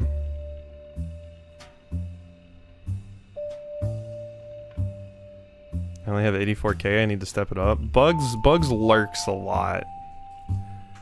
Even if you don't think Bugs is here, she's here.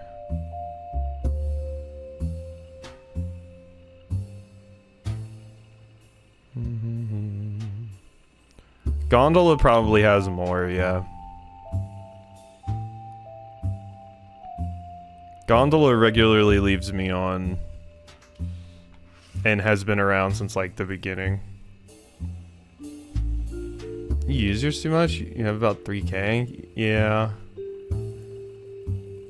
Let me see how many I have on Leafies. I did used to have more, but I've spent a pretty good amount of my Leafy points. Let's see. How many do I have on the Leaf? I have 148,000 on Leafy.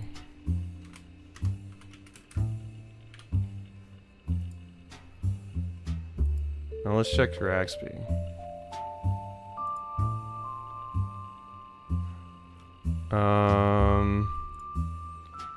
Okay, yeah, Raxby's I have 222,000. Which is crazy to me. I'm like, my god, have I seriously watched more Raxby than Leafy?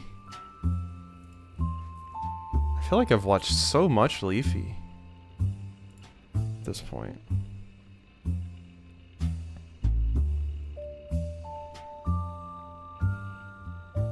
Oh, Sage was drowning me.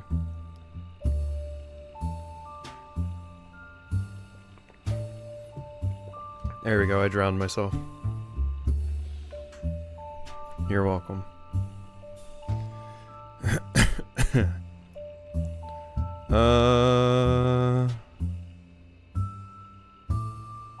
We aqua then.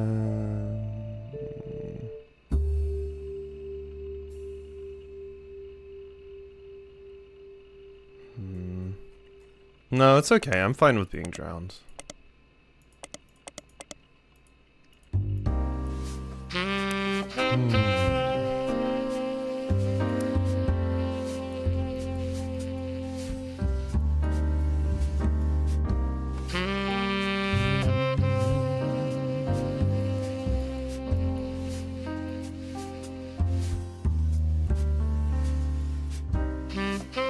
God. There's just something hiding somewhere.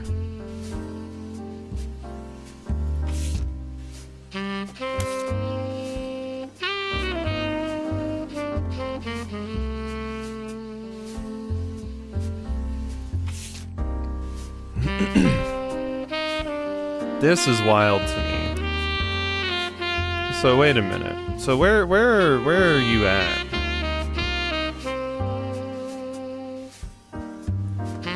They're over here.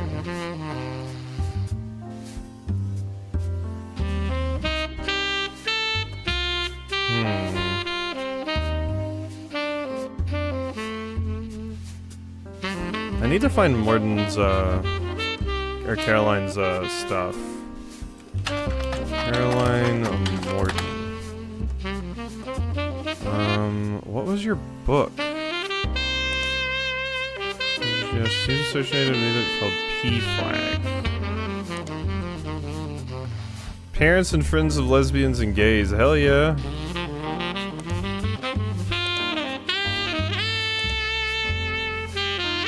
Caroline continues to be the best.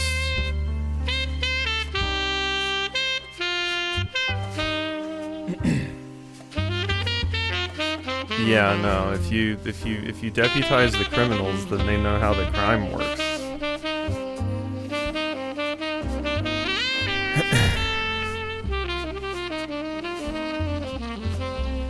The sus quote adding, it helps, you know.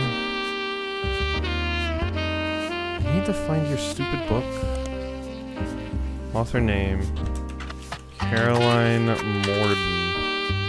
Can I just search that? No!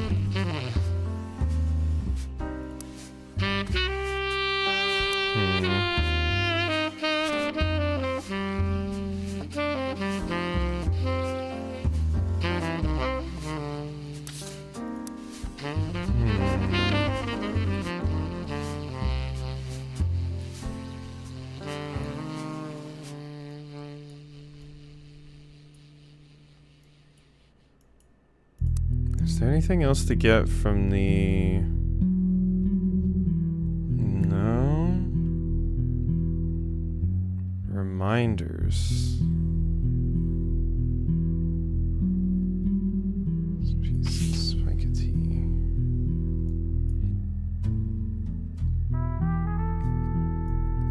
What if I search just Guy Hudson and Piketty?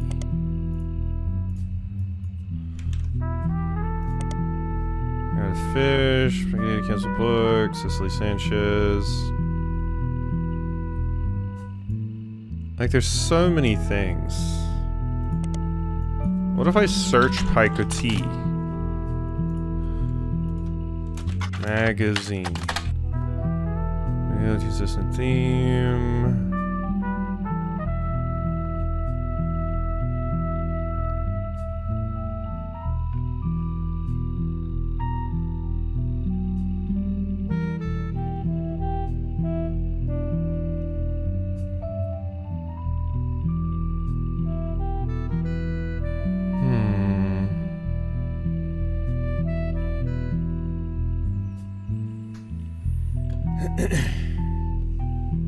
Yeah, I think Binary was the one,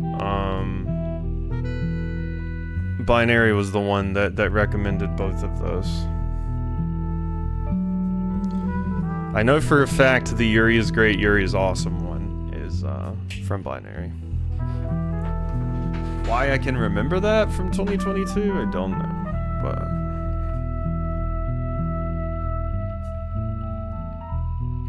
that quote was from you, because we were talking about Tales of Vesperia and I was talking about Yuri. And I said Yuri is great, Yuri is awesome.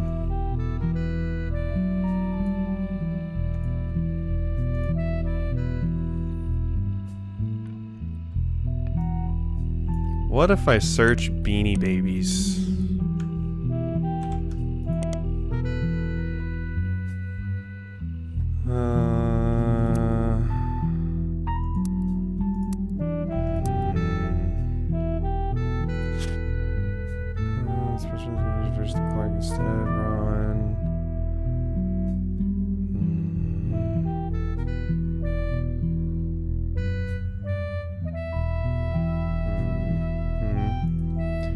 Are you searching for babies? Oh, I'm not searching for babies, Harry. I'm trying to find out. I'm trying to find pictures of the massive orgy, company orgy that this jackass constantly had, so that he could have 5 different infidelities and have a bunch of kids all over the place.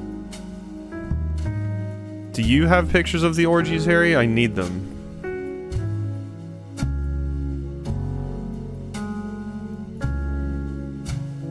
I require them. Were you at any of them in 1986? Oh, you were the 4th affair. Oh, Harry Hughes. I see. Harry Hughes. Okay. I can't fill in Harry. It would be very funny. Yeah. What am I hearing? We're just talking about the game, honestly. That's it. That's all that's happening.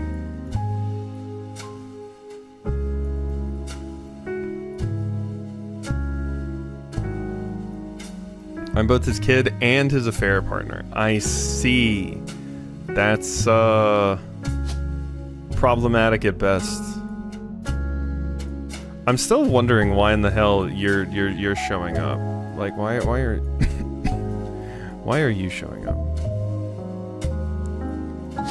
God.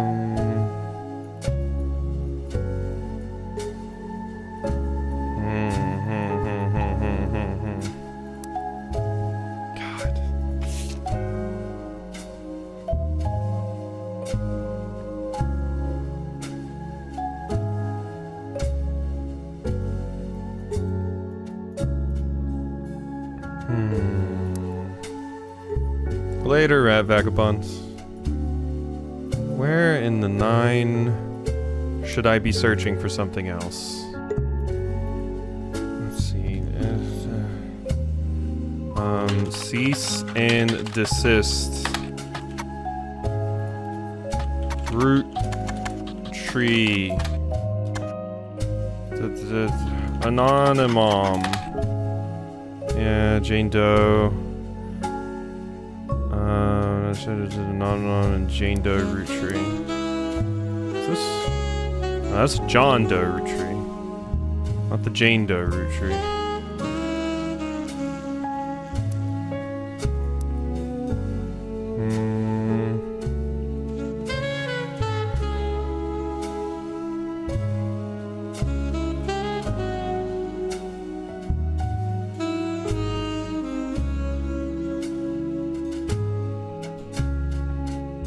Oh, wait. This mentions news time. News time. Someone holding a picture of her daughter Jane Doe Roottrees. The first and only mention of the phrase anonymom in news time came the week after when they issued an apology. Summary. Yeah, okay. We already had all of that garbage. Reminders. Last Carl and Raina were on the cover of magazines.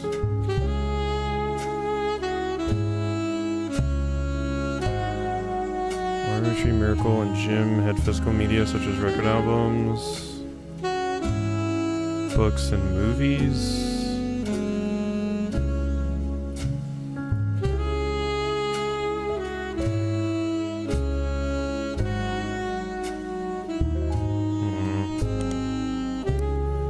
Alright, maybe we should once again try to go back here.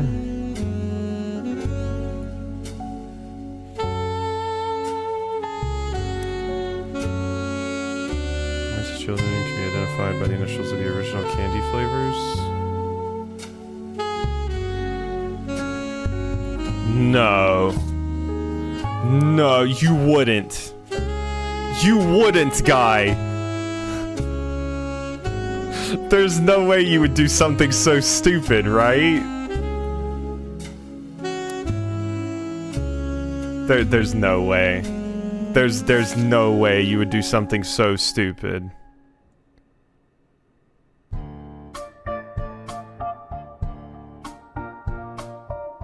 There's no way. The 5-piece flavors were named after the 5 kids. What if his new 5-piece flavors he was obsessed with were his 5 affairs? What if, though? Because there's 5 of them.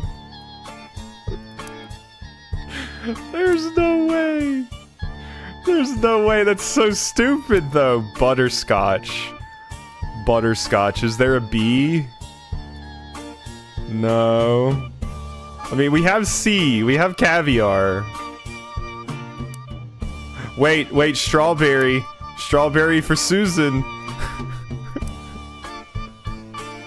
Strawberry for Susan.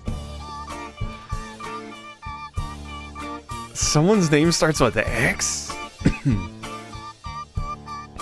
Butterscotch, caviar, strawberry. Butterscotch, caviar, strawberry, and X.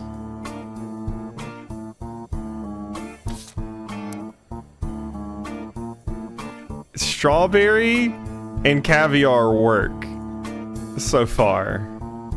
God, it would be hilarious if that's what he chose the flavors based off of. There's not a Xander, no.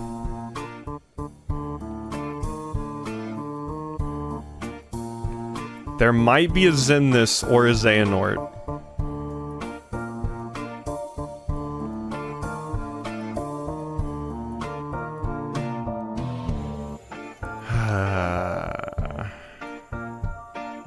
Hughes, God.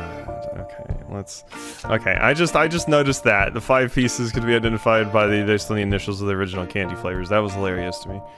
5 presidents, many were featured. What if I search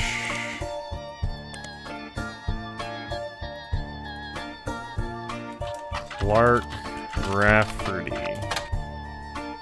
Okay, you're not on Business Watch yet. Okay, okay.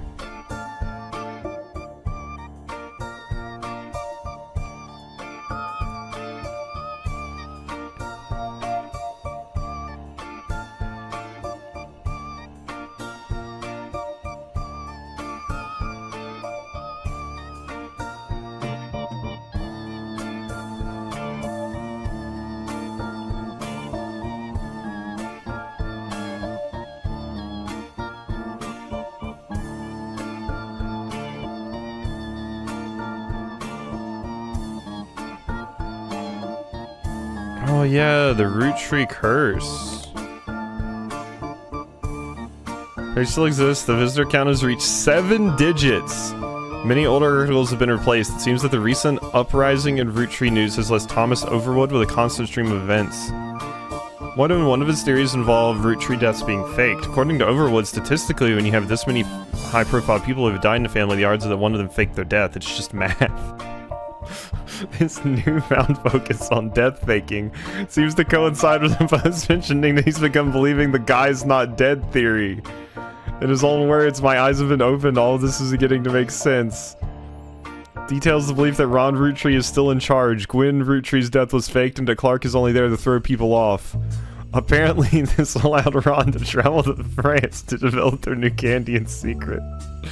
Another's about the rapper 5Ps. He can't possibly be a Roottrees. One of his first album songs when he was performing under the devil name actually mentioned that he wanted to have sex with Raina. Not even Sam is spared. According to Overwood, the author of 6 Pieces isn't real. Sam Madsen is an anagram for Am Madness. They're purposely leaving hints for us. He claims that by using 6 pieces of lore in Roottrees' book as a one-time pad, he has begun to decrypt a cipher. Most of the cipher has seemed meaningless, but he managed to pick out the words people and vastness and is working on figuring out what this means. There's also a request at the bottom, and next year is a leap year, and Overworld is looking for funds and volunteers to catch the Roottrees red-handed in Operation R229. He specifically mentions not to volunteer if you've ever drunk Spirit Cola, but doesn't go in the why. Yup. Yup.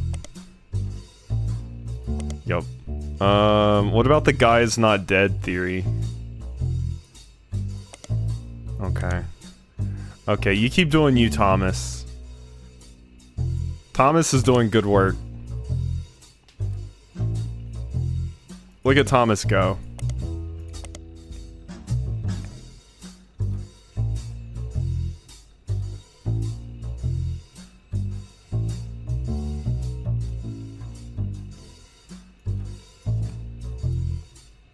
Lulu is much better at spelling. Okay, I didn't really get anything from this. November Roottrees. I don't remember Brian Jones' company website. Right? What was... If I could find that website, we would be golden.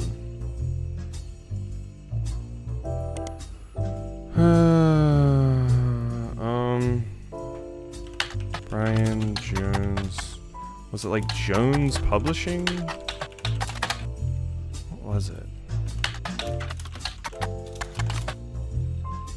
Yeah.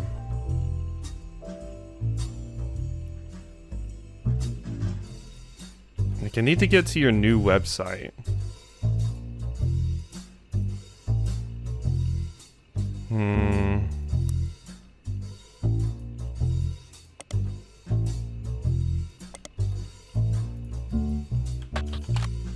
Stephanie Jones. Older. The entries, their older entries don't really show much. I looked at them earlier. See, this one's just like, yeah. And then if I go to Brian, it just shows like this. It doesn't say what the name of his company was.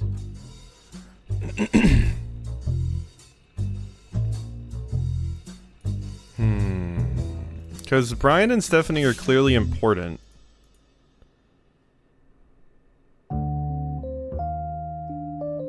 I could search it there. Brian Jones. Okay, yeah, Jones Graphic and Print. Good call. Good call. There it is.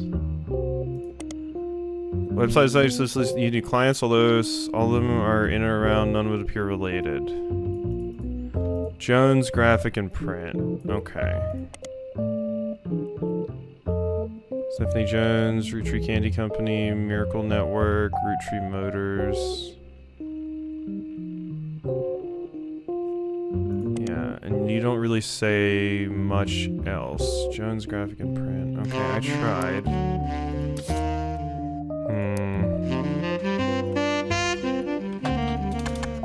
Let's try Stephanie Jones. Stephanie apparently won. You can find the full version of the newspaper clipping on the back of the campaign mailer. Most of it is unimportant. You do find the following. Okay, this is all just old.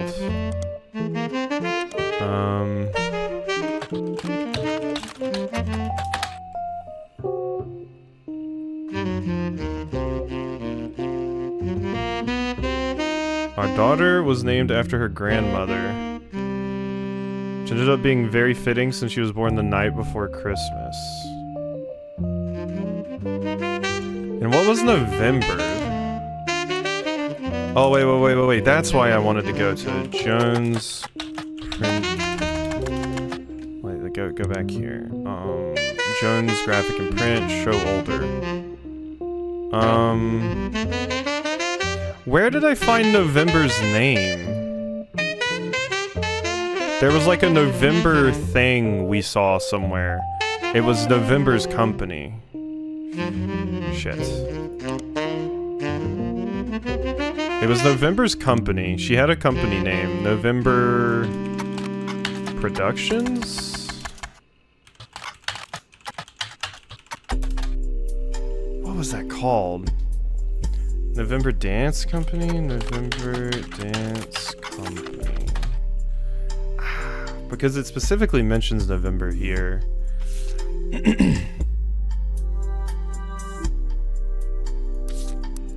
I don't think it worked in Butler County. November... I don't remember her full name. Roottrees. You are November Roottrees.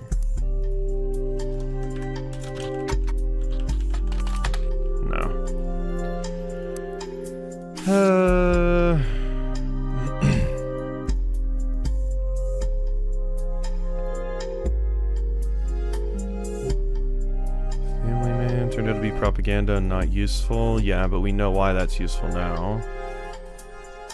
Martin's other books, history, romance novels, were not useful on their own, though they could lead to other information.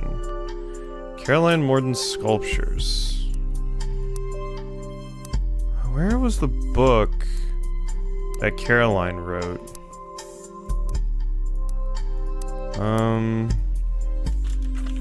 Caroline Morden. Installations. It's captioned, standing next to her sculpture, Atlantis Burden. Self-portrait, art, and the beauty of women. Okay, is this it? Is this what I need? Most of the black and white pictures of Caroline's art. The centerpiece is a series full intro, youngest of her generation. Yeah, this just talks about this. Yeah, that's not useful.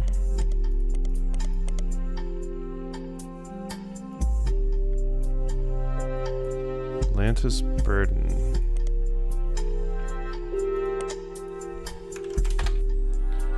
I don't even know why it brings up Caroline then.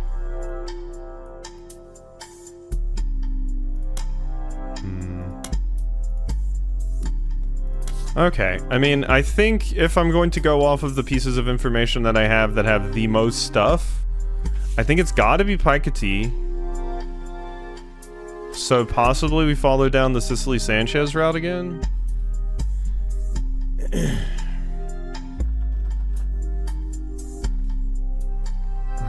Let's start searching Cicely again.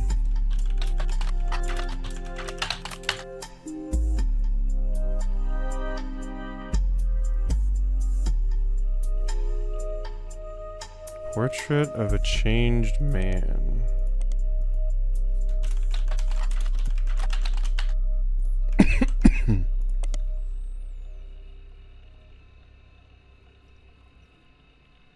Yeah.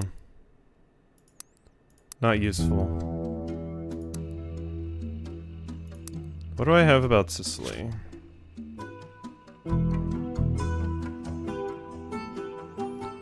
Oh my god, wait. Big Sass Seabass. God, wouldn't it have been amazing if What's-His-Face from the website had this?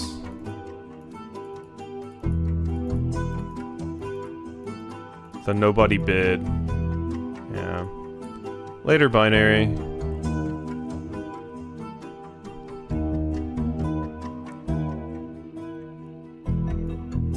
Ruby Legal Enterprise. Yeah, if the conspiracy theorist had bought it, and that had been important. Yeah, that's Binary. Oh yeah, because I remember you thought I was saying your name one time when I said Binary.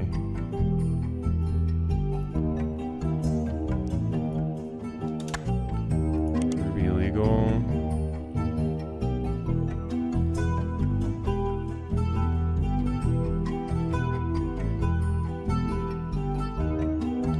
Ruby Legal versus Cicely Sanchez. I feel like that would have to be the name of the thing.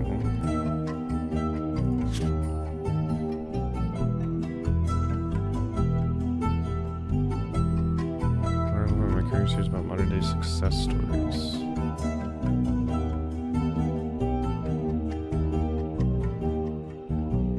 Oh. Portland? Portland? Ruby Spratt? Was featured in the Portland Telegraph when she was in high school in an article called Local Teen Making Change for Foster Care. Grew up in foster care, was apparently the valedictorian of her school, and was a Girl Scout who at the time of the article was earning her Gold Award. She required a project to help the community, and Ruby chose to raise money to build a fountain she called Foster Fountain. Use small pedestals to stick up high above the water. People expected to toss coins and will be encouraged to aim for the top of the pedestals. Script on the bottom are slated to be donated to Portland's Foster Care, a coalition of local businesses sponsored fountain, committed to matching any donations. Okay, this goes in Ruby's section. Okay, that was good, because now I have the Portland thing. Search? Fountain of Youth, also known as Foster Fountain, is a fountain found in a small park in Portland. Change. A website for Portland's Park and Recreation mentions over a trivia section. The Fountain of Youth was originally conceived by Ruby Spratt, an alumni of the Foster Care. Signed on and has even beyond Spratt's original hope. The fountain is unique because it has special targets. Each of the sponsored businesses matches it. This isn't a huge amount of money from each business, but more than 100 businesses have agreed to participate, so each penny becomes $1. What if I search this once again here? Foster Fountain. Because currently all this gives me, like, yes, did I find more information? I absolutely did. But, that's it. Like, a smidge of information about Ruby. And this is just Anginelli's.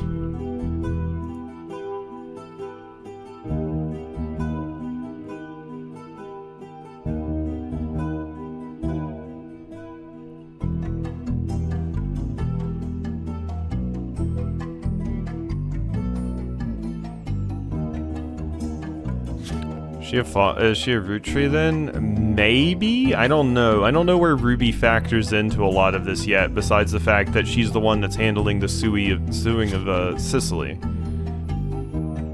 Who has a book about, who was going to make the book about Guy, but had pictures that Sicily couldn't publish. So I need this book.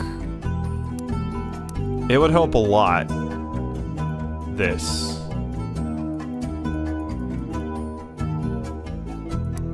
It really would.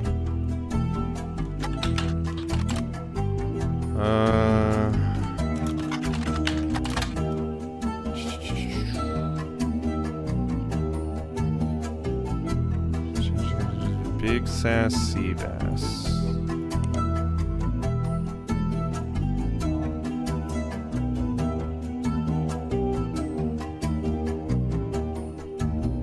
Right for conspiracy theories. A sea bass. Auction. We've tried that. I could see.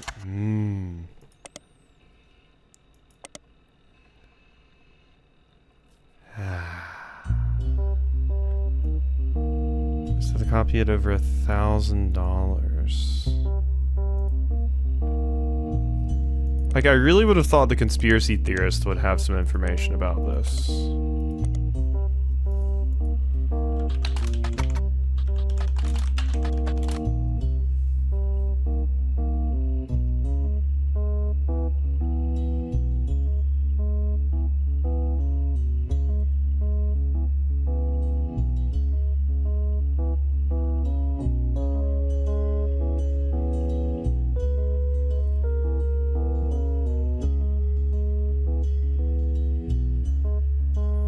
Yeah, no, he's slacking. He thinks he's taking this conspiracy stuff seriously?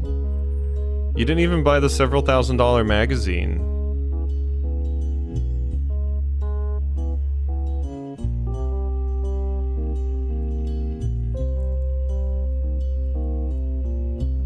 I searched Guy's Not Dead. Oh my god, I searched that. Shit. Oh my god, I searched this. Maybe I didn't get all of the things in. Oh no, you know what it is? I searched Guy's Not Dead Theory. That's what it's called. Damn it. This focuses on clues. It should. Guy's Not Dead and Guy's Not Dead Theory should link to the same place. Come on, early internet. Clues that Roottrees is supposedly hidden all over the place. This includes on candy wrappers. Guy Hudson was a terrible president, introduced multiple failed products. Something needed to be done that put the company immediately and instantly back into favor. Killed off and replaced him with a new president. This move immediately garnered sympathy, and the company recovered the next year, more popular than ever. The next president stayed much further out of the limelight, and some people even theorized that he was simply Guy Hudson in an elaborate disguise, which is why he stopped appearing in public. People who run the site are asking for help. Certain there's a clue that all this was accidentally leaked in a band. Yep, on their page is a scan of the magazine's cover, the interview with Cicely about Guy, and some photos. Thank God. We got the stupid thing. Oh my god, look at this shit. There's another picture of Guy. Who's this? That's Zach. Seems Cicely Sanchez. The issue that it came with pulled from shelves. You managed to find it. It's not labeled, it's individual photos. Both photos were instead under the shared label. Cicely was provided these photos by the Roottrees company for use in her book. So that's Zach, that's Guy. I have no earthly idea who you are. Where's Zach? Because I can add to Zach now. Yeah, here you go. Here you are, Zach. Guy. Here's a new picture of you, you jackass. Alright. Oh my god, you're so creepy. Package is not labeled. Cicely is provided in the background of the photo. There is a Christmas tree. The Christmas tree party. 19 whatever. Oh wait, and there's somebody else right here. I'm glad I got that. Who is that? I wonder. And who are you two? I'll just have to look and see who was working there at the time. Yeah, it must be these two. They're the only ones with pictures. They're the only ones with pictures. Okay, that's all the pictures of Guys, dumbass. Because this spouse doesn't have a picture. So it must be Thomas Hughes. And this must be something Hughes. Someone Hughes. Which, if I look in the thing... Confidential. Christmas party. Retirement party? I think it's the next year. New Year's Eve ball? Christmas tree bash, 1978. 1978.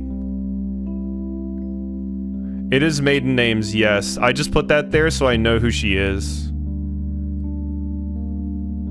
Okay. Guy replaces Edward Raffertoons, Albert Cross, Fred Cross. Christine Garland is no longer working. Beatrice Watts and Corinne Schwartz were hired. Juliet, Lisa Lewis, and Valerie Ewing. Wait, that's no. So it has to be Beatrice or Corinne. Emily Seinfeld. Robert Logan is no longer employed. Susan Ford. This is the Christmas tree bash, yeah.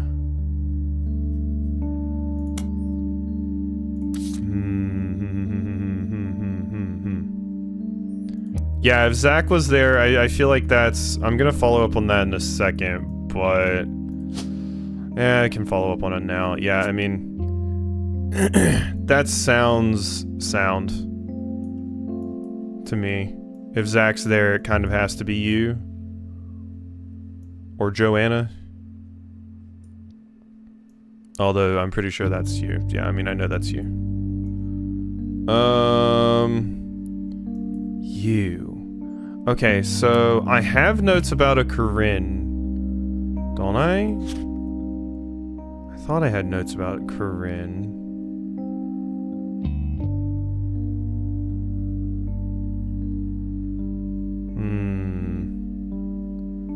I thought I had notes about Corinne. Yeah, the first affair being before he became president makes sense. Yeah, I remember the name Corinne mentioned. Somewhere.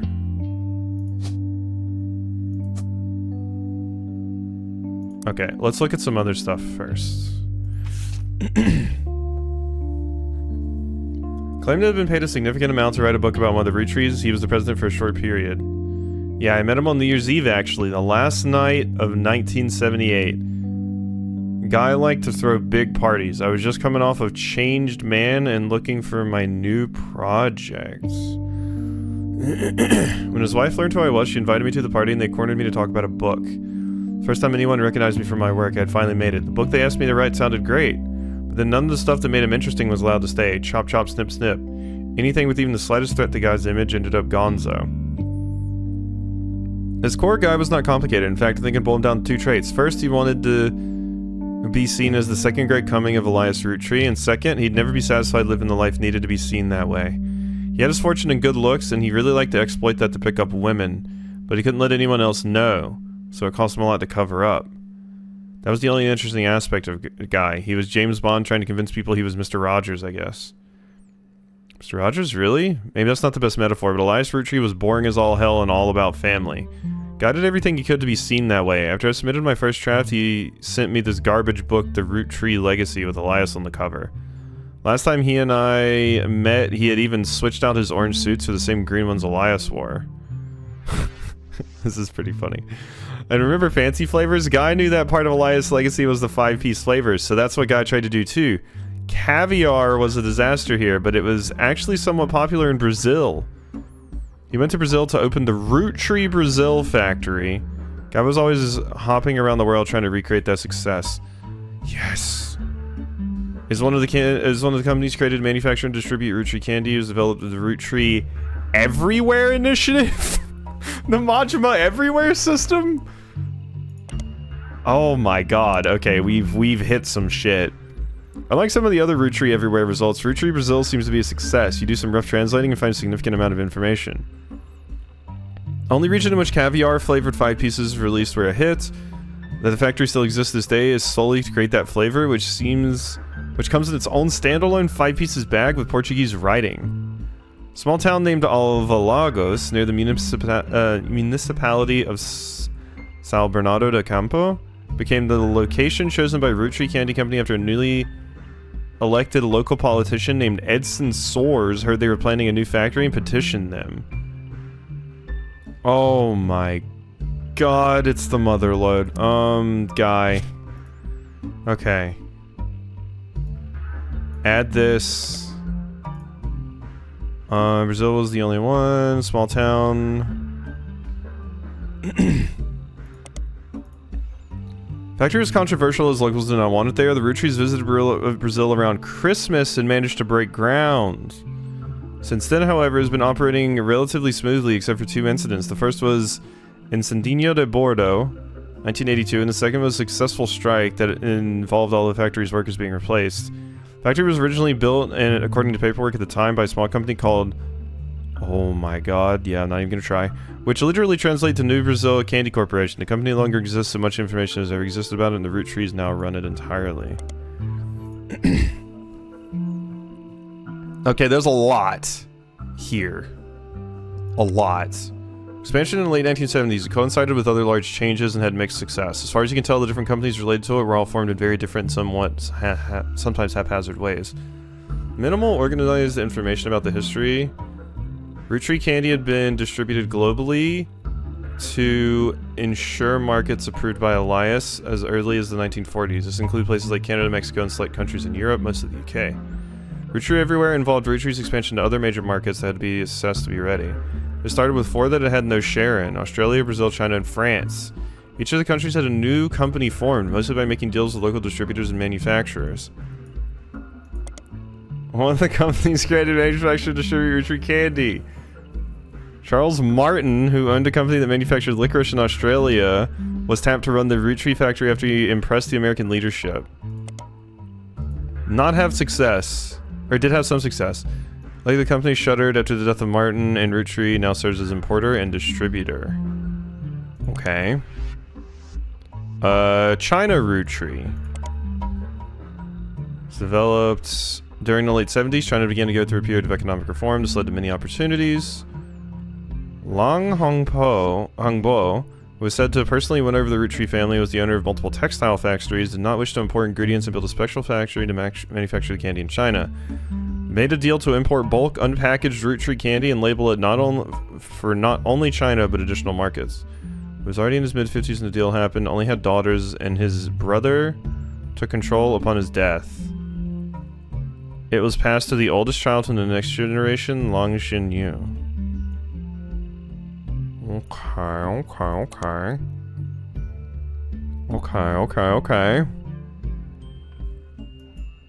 Yeah. You see it too, Bugs. You see it too, Bugs. You see it too. There's the X name. I think the stupid 5 pieces thing is... I think it's real, Bugs. I think it's real. Oh, it's so stupid. When it comes to these... It was part of the... Apparently, Roottrees France was non-starter. Negotiations broke down pretty late in the process after the company had been formed, and then leadership of Roottrees went through a very large change. Tristan Robert. So, Hemlock, I put forth the idea that there's no way that guy would be stupid enough to name the new 5 flavors that he's making after the 5 people that he's having an affair with. It looks like he is. It looks like that's exactly what he's doing. Because we were confused about that one. Oh my god. Wait, the watermelon flavor, we were also like, why is it called that? That was the Chinese name for it. That was the Chinese name for it, wasn't it? Oh my god.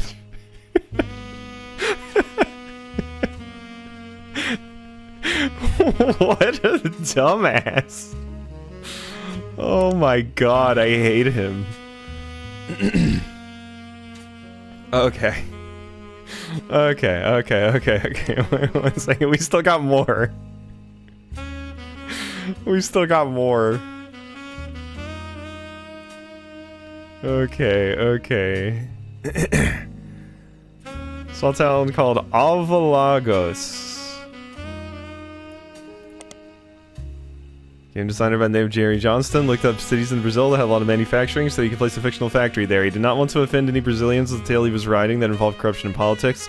Small town name he made up, Alvalagos, where the factory was located, was invented by mixing two other regions, Interlagos and Alvarenga. Thank you.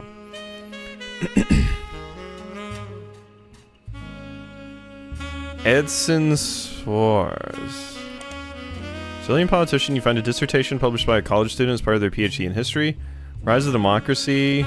Brazil was run by the military, and politics during that time were often a hotbed for corruption and nepotism. As a former mayor, before politics, he was a manager at an automotive manufacturing plant for an American car company. Military go. He used his manufacturing background and knowledge of American businesses to establish new factories. He became quite rich. Many locals were forcibly located. This did not make him a popular mayor. Was a move to counteract his unpopularity. His wife Sonia was discreetly put in charge of a television station called Telerede. He often used his connection to ensure supporters would appear in local television spouting his belief and emphasizing his political victories. He remained in office until 1988 when he was defeated in the first election after the military government was all in control. After the election he lost, he quickly left the town behind.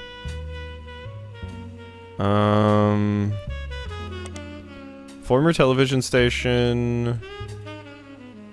You don't have much to go on about who ran it and when.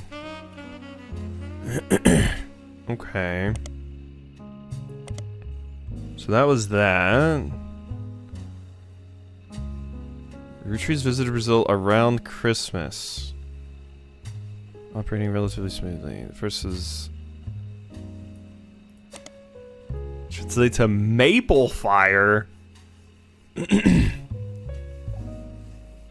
1982, the factory was deliberately attacked in a case of clear arson. The fire was brought under control after destroying about 2/3 of the production floor, and locals claimed the air smelled like a mix of burning plastic and maple syrup. The factory was rebuilt and continues production. At the time, it was unknown why this happened, but last year a news special did this incident as well as a few others in the small town as backlash to perceived corruption in the government at the time. According to a report, the mayor of the city was found to be receiving a cut of the factory's products. Okay. More corruption. Yep. Second was an unsuccessful strike. It was originally built and planned to do paperwork by a small company called Yes.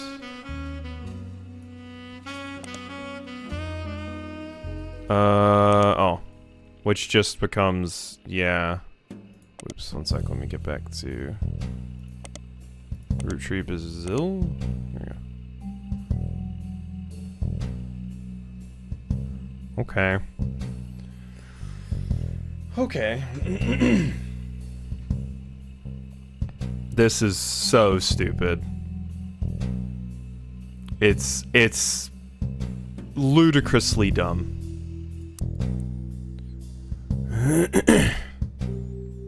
Okay. So how come the book never came out? I had an out in my contract. Surprisingly, Guy signed the contract my lawyers wrote without running it by his legal department. I could pull my name off the book at any time, but Guy still got the content. After I left, it probably got a lot harder to convince any real publisher to give it their time. Okay. We got a stupid amount of information out of that. Page 2. He was the president, right? Do you know why he never released it? If I had to guess, his family very wisely put a stop. Months after I had moved on, he called me back and showed me a final draft. Do you know how expensive it is to publish one copy of a book? Had my name on it in big, shiny, embossed letters like all the problems in his life. Throwing money at me was an attempt to win me back. But at half the page count and the narrative was torn to bits. No thanks. The dinner was good. Imported steak that likely cost as much as a month of my mortgage. And we all got pretty drunk. He sent his mistress, Susie something, in the bathroom to proposition me. Poor girl. I remember her from our trip overseas. She was too good for him. Anyway, he died soon after, and that was the last that ever came up. Susie something. Yeah. Any insight into the scandals? Actually, I haven't read it. I just skimmed the sections on Guy to see why people were suddenly calling me up to ask about the man. I'd say she did well for what she had to work with. She only had rumors, whereas I spent time tailing him.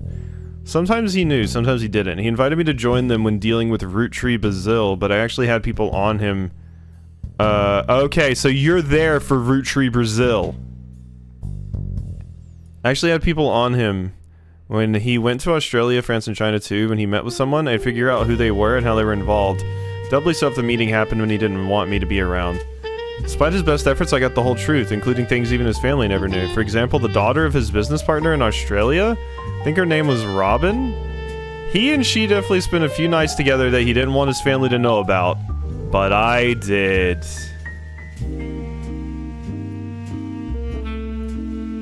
International babies. Mattson got things wrong. Sam mentions guys' affairs and treats them like most people logically think to treat them, like the infidelity was a problem for Patricia. When his wife first approached me, though, it wasn't to talk, if you get my meaning. On paper and in public, it was a marriage like any other, but in reality, it was more of a mutually beneficial arrangement. They both got what they wanted out of it, the same thing. Okay. I'm assuming I only have to spell it out so you can get it in writing for your readers. Women. Patricia enjoyed the company of women. Patricia was gay as hell, and the swinger scene made that more accessible. If I told her I wasn't interested... I told her I wasn't interested in her and Guy. Found out later that if I had said yes, her next question would have been whether or not her husband actually had to be there too.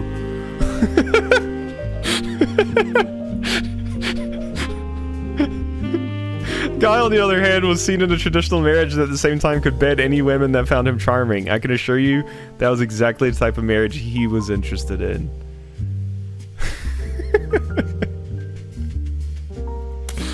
Oh my god. Oh, it's moving. Okay, so this is Sicily, I think. I believe this is Sicily. Okay, and then Robin. We have Robin. It mentioned a Robin. Are you Robin? No, because you would have been you're the Brazil, I think. Maybe you're not the Hughes that I was thinking. Because you're at the Christmas party.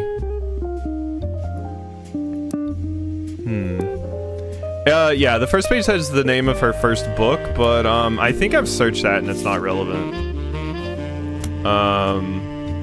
Changed Man. I've searched this online before. Oops. Yeah, Portrait of a Changed Man. Yeah. So that one we've done. Okay. I'm pretty sure I have everything right here.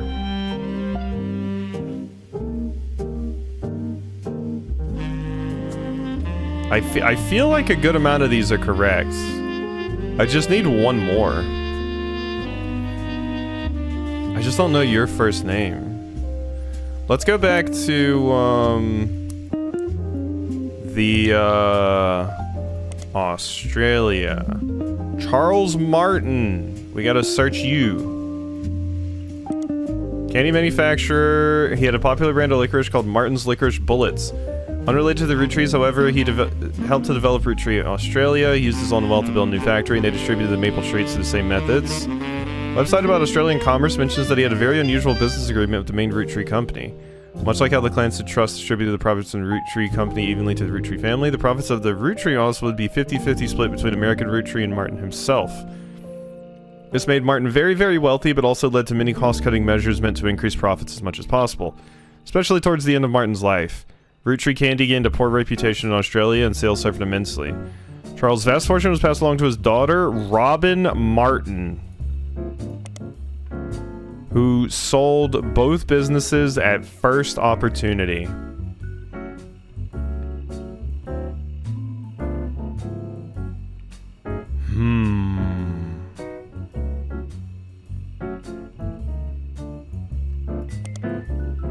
Top 100 wealthiest women in the world list. She owns a private island off the coast of Australia where she reportedly has her own exclusive retreat.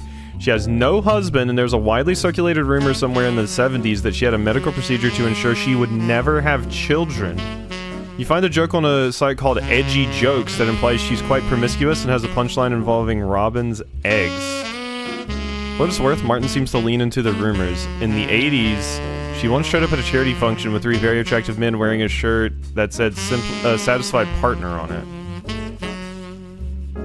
So Robin and you definitely boned. It said you had a procedure to ensure you would never have kids, though.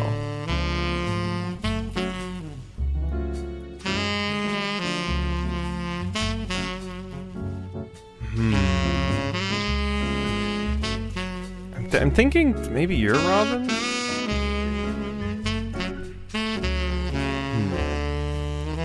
Oh no, my sleep schedule's fine. I don't have to go to bed for like another 3-4 hours.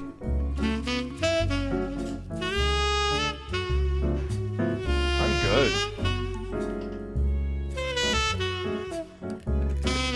I also took a nap earlier too. That part of my sleep schedule is fucked. Okay. So I'm thinking this is either the unless Robin is over here.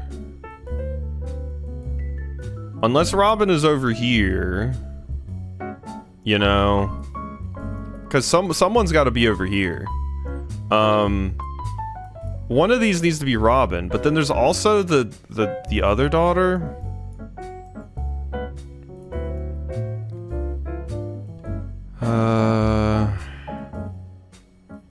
Robin never married, which is true. Maybe the daughter, the ex-daughter. Maybe we had the wrong idea about that. Maybe we had the wrong idea about the ex-daughter from China. Robin, Martin. Never married. Okay, and then let's hop. Ooh, I search you in Business Insider, probably. There's a private island. She has no husband. Edgy jokes. In place, she's quite promiscuous. For what it's worth. Showed up to a charity function with 3 very attractive men. Simply satisfied partner. Okay. Periodicals. Business Watch. Yep, 1992, the year after he died, which combined with her inheritance immediately catapulted her to an almost unimaginable level of wealth. The writer of Business Watch, who was assigned to report on this news, seems to disapprove of this move immensely. While the article does touch on the announcement of who took over the licorice division as well as who became the entire text seems to be dripping with contempt that someone would be willing to dismantle and gut such a successful company to earn a quick buck. The article ends with a dig at Robin's personal life and lack of traditional values, but who am I to judge? Maybe she sold it to ensure a better future for her own children. Oh, wait. Okay, you're needlessly rude. Okay. Business Watch. News time?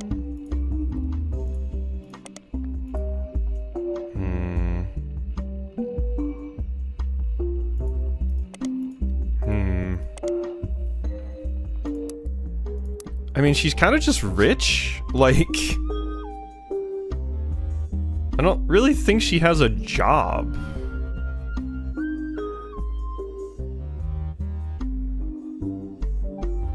Like, it straight up says she just sold it all off and fucked off.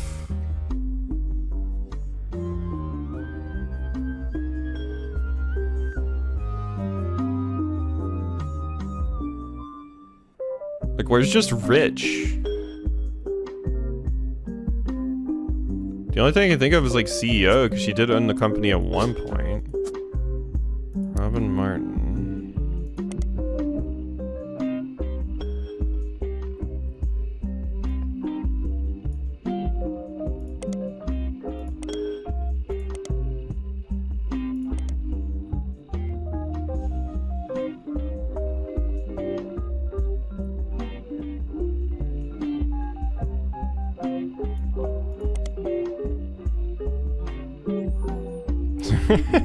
There's a lot of jokes about the band U2.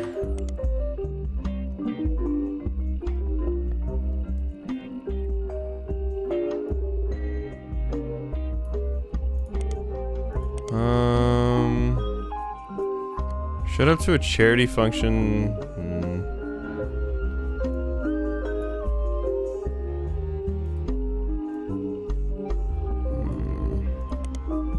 It said you definitely slept with a robin.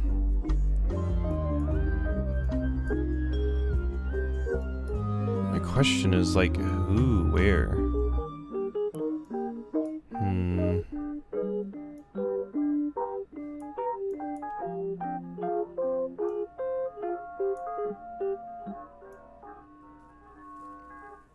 She could have donated her eggs. I don't...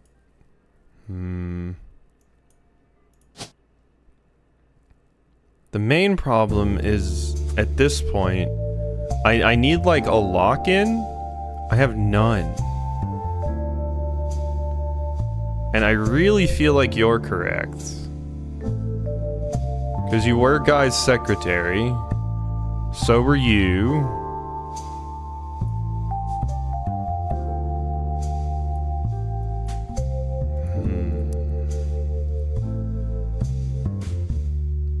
I met him on New Year's Eve, the last night of 1978. Do I have a picture of the New Year's Eve party? Because I'm pretty sure that's Sicily right there.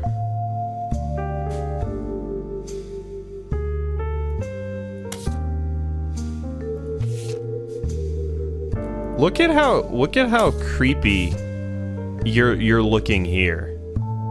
Look at how creepy. Why no lock in? I don't know why that one's not locking in.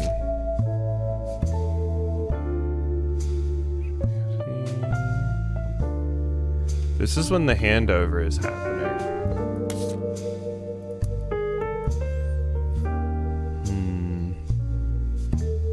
Okay, you're not done. You are.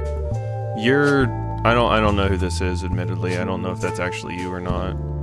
But you're locked in. You're locked in. You're locked in. And you were too, I thought. But I might be wrong about that. Damn. I want to get this final lock in before, like, quit. We can date him if he's green or orange, that's true. Because here he's green. Which is much later, which makes sense because Clark is right here. So obviously this is later. And this is earlier, of course. Which checks out based off of the timeline that I have here.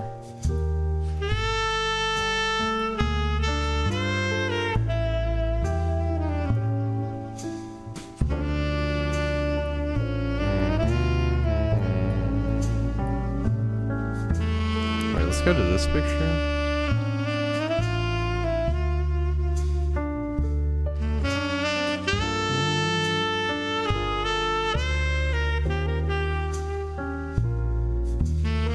Where was the picture?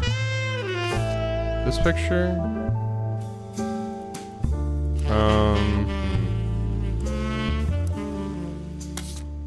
What if the Asian woman is...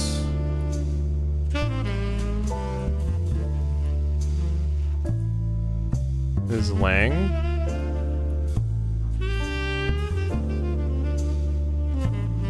Because that's pretty late along.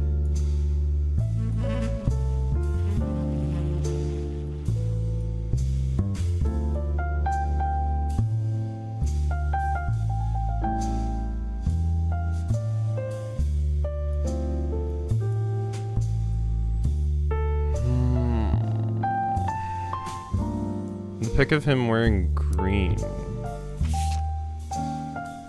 But who's Lang?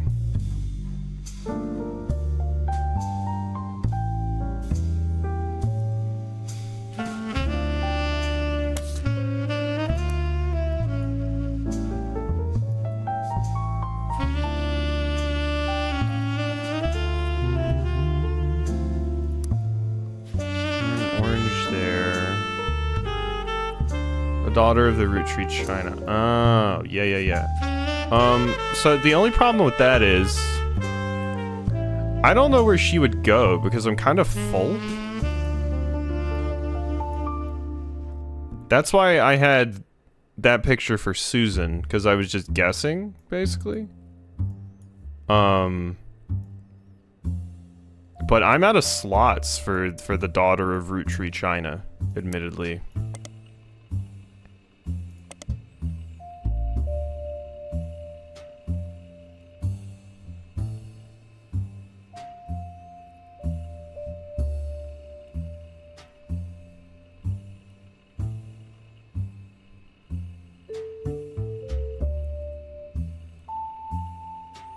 I wonder if one of those ones was for his wife. No, that's not. Because his wife's already listed up here with him. Patricia Jones.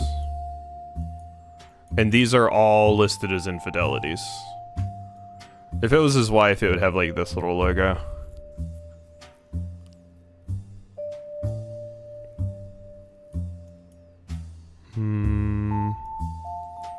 Oh, if you mean one of the women was a plaything for his wife. Yeah, that could be a case.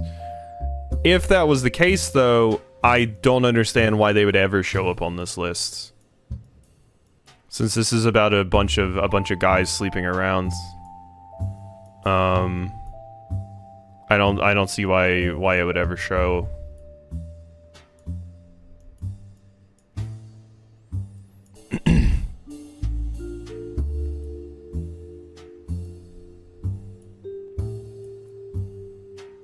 Yeah, no, that would make sense.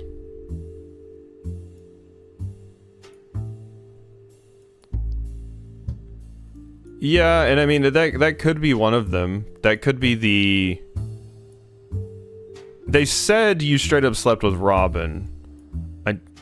I'm pretty sure Christine as well, because you were seen at a swinger party with Guy. Joanna, absolutely, because David Fellows, yeah. These two are possibly the only... Well, no, because Cicely said Susan was your mistress. So it would really only be this one that would be the potential. And the Hughes stuff, I have them filled in because I got them from like one of the school sites. Page 1, it says it has more.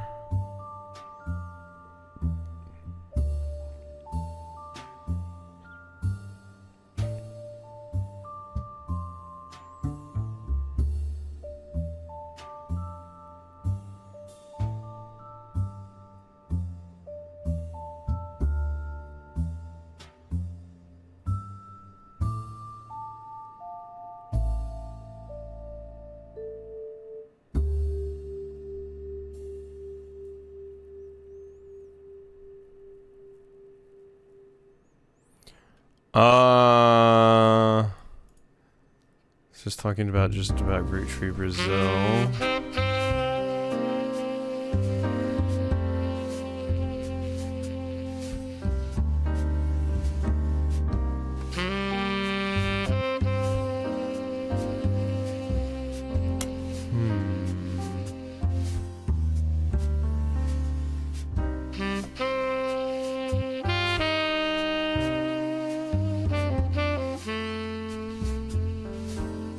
Christmas 1979 is definitely an important date because it's supposed to give context for who these characters are in this picture.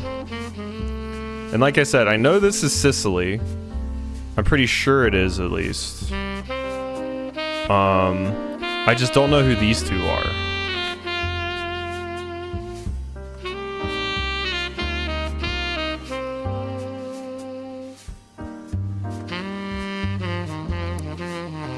That's why I filled in that they were Hughes.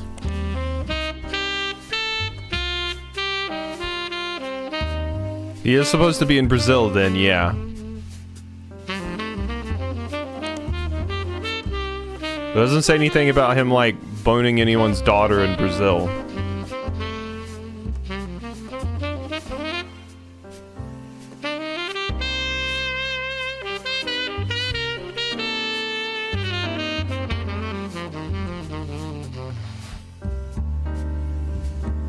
Because I searched up about Edson.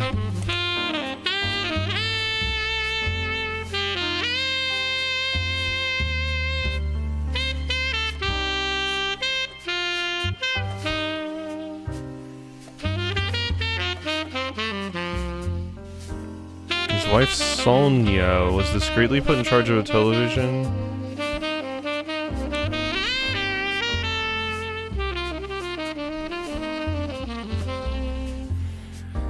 Maybe it is Edson and Sonia?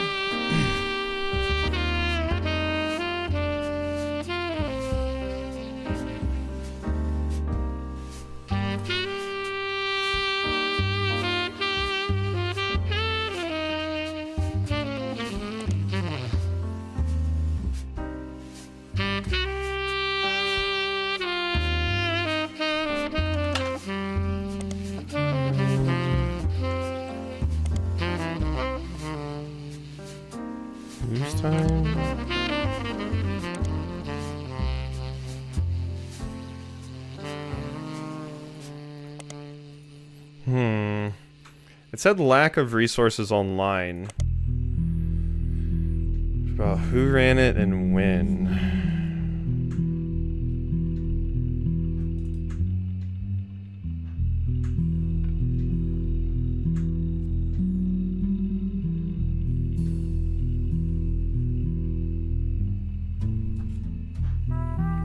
So maybe that's Sonia. Like,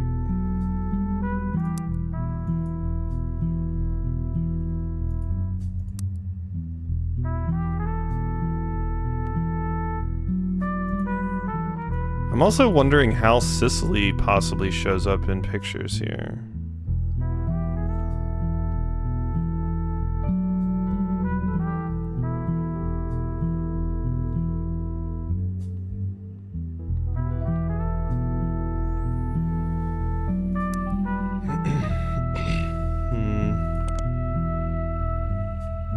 Let's see.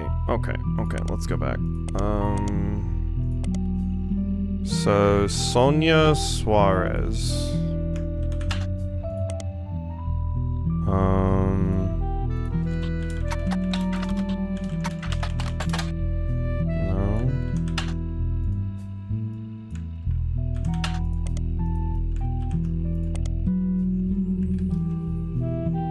Does return a, well, that lists a news anchor in Brazil named Flavio, who has a mother named Sonia.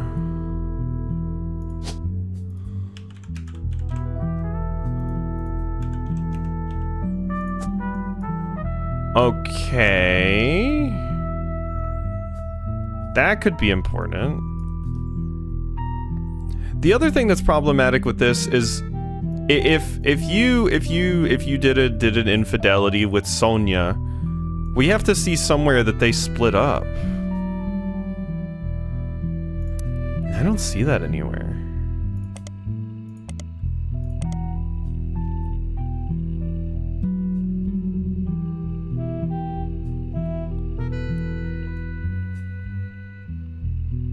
Yeah.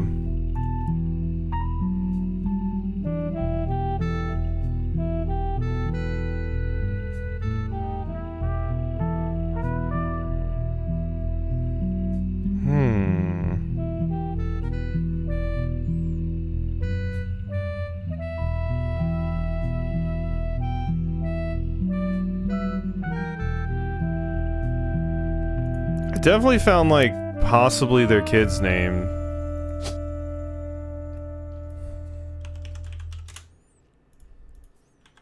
I do think just because they're in Bill, oh wait. They're in Brazil, I feel like this has to be correct. Sonia Suarez. And then if I change you to CEO? President? Because you were made the put in charge of a television station. Yeah, the green one off to the side I think has to wait until the end. Because this is It says family tree update. Oh my god, wait. I've had the wrong idea about this entire time. I know exactly who this is. I was thinking in my head, family tree update meant this is the person that actually does have a legitimate, like, they are a root tree basically. But we have multiple people that are definitely root trees. This is fucking Stephanie and Brian. And their new kid. I'm a fool. I was thinking like, oh yeah, that's the last one you do because it's like, yeah, that's the person that's actually a real new root tree and you can confirm it based off of the stuff shown here. But no, yeah, this is just Stephanie. Stephanie Landon, you're a politician. I mean, that's all correct. Now, the question becomes... thumbs up picture... Newborn girl. What's the kid's name? They are a baby. I just need to know your name. Wait, should I put in Stephanie Jones instead? No, it's forcing it. Okay. So now we go back to this.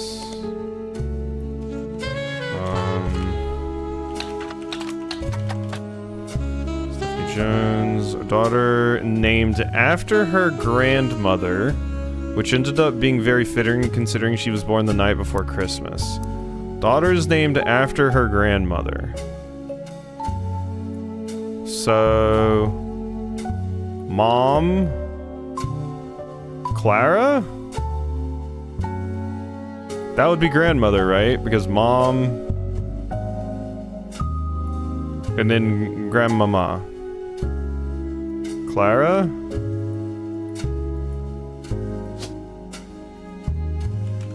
Clara? Ooh, that's not an option. Carol? Carol Jones. Yes. Okay. Yeah, because, yeah, done before Christmas. Carol. Okay. Okay. Okay. I did it. I got my other lock in. Christine's right. Okay, wait, that is right. Oh shit. Hi, Clark? Sam? Clark. Sam reached out to me finally. I think I have you to thank for that one. My family's in a bit of a rough patch.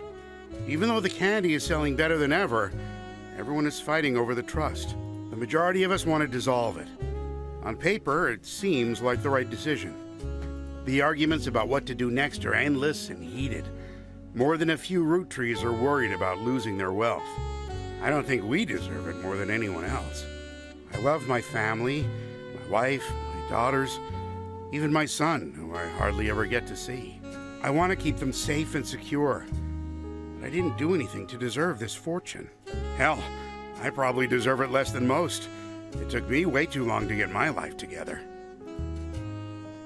Okay, enough about me. Here's the deal.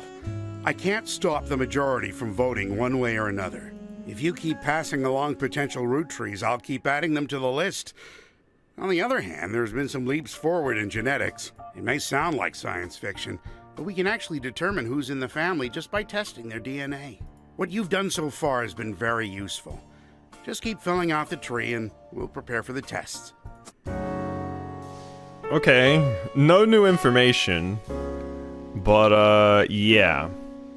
And this is definitely correct, because you're correct. You are correct. So this is right. And you are banging... Yes. Now the question is just... What are you? News anchor? It said you were put in charge, though. Okay. Okay, I probably shouldn't continue. I just want to look at a few more things. I don't know what in the world is going on with you, Joanna. I have no idea. To me, you look perfectly accurate. The kid is a news anchor, yes. But she's the one in charge of the entire network. So I'm like, what do you call that? Screenwriter, public speaker, professor, principal. I tried CEO, that didn't work apparently. Media mogul? I don't know. I don't know. But at least we locked this one in, and we know Christine is right. We also locked in... We didn't lock in Bess.